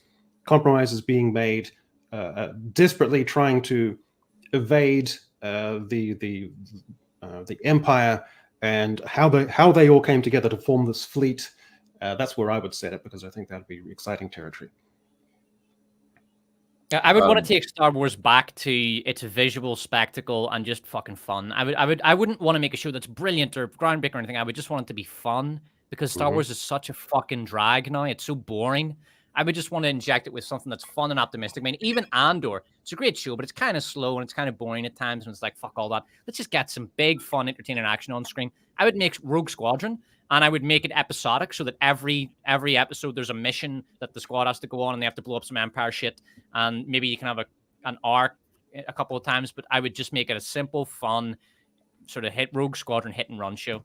That's what I have one crash one week and they have to rescue the pilot and he's stuck on it. Something like that. Or there's an Empire base producing some fuel over here and we need to go blow it up. It's just something like that. Simple, fun, entertaining, optimistic, not fucking miserable, identity politics obsessed, and raising the middle fucking finger to all the fans like, fuck you if you don't like this, you fucking hater. I would go Knights of the Old Republic. It's what the fans want. Everybody's been calling for it. Everybody knows it's comfortable. And I would just tell it exactly as it played. I wouldn't try to change any of the characters or any of that kind of stuff. You know, the big twist is kind of at this point, I think a lot of people who the people that know it, but I think it would still be fun. And it would just be, pure fan service. Here you go. Here's your Revan story. Here's HK-47 and all his hilarious glory. That's what I would do. I want to see just wipe the sequel trilogy out, and we just followed Chewie after Return of the Jedi, and he, Han says, "Go off! I'm going to root the princess from now on." And we see Chewie go back home, and we make a new version of the holiday special. It's just Chewie back at home, getting fat. And reconciling with his son, with his wife Lala, and his son. I can't remember the name of the kid. But anyway. Time, the old enemy, has beaten us yet again. I think, Robot Head, you've got to dash off and do Robot Headish stuff.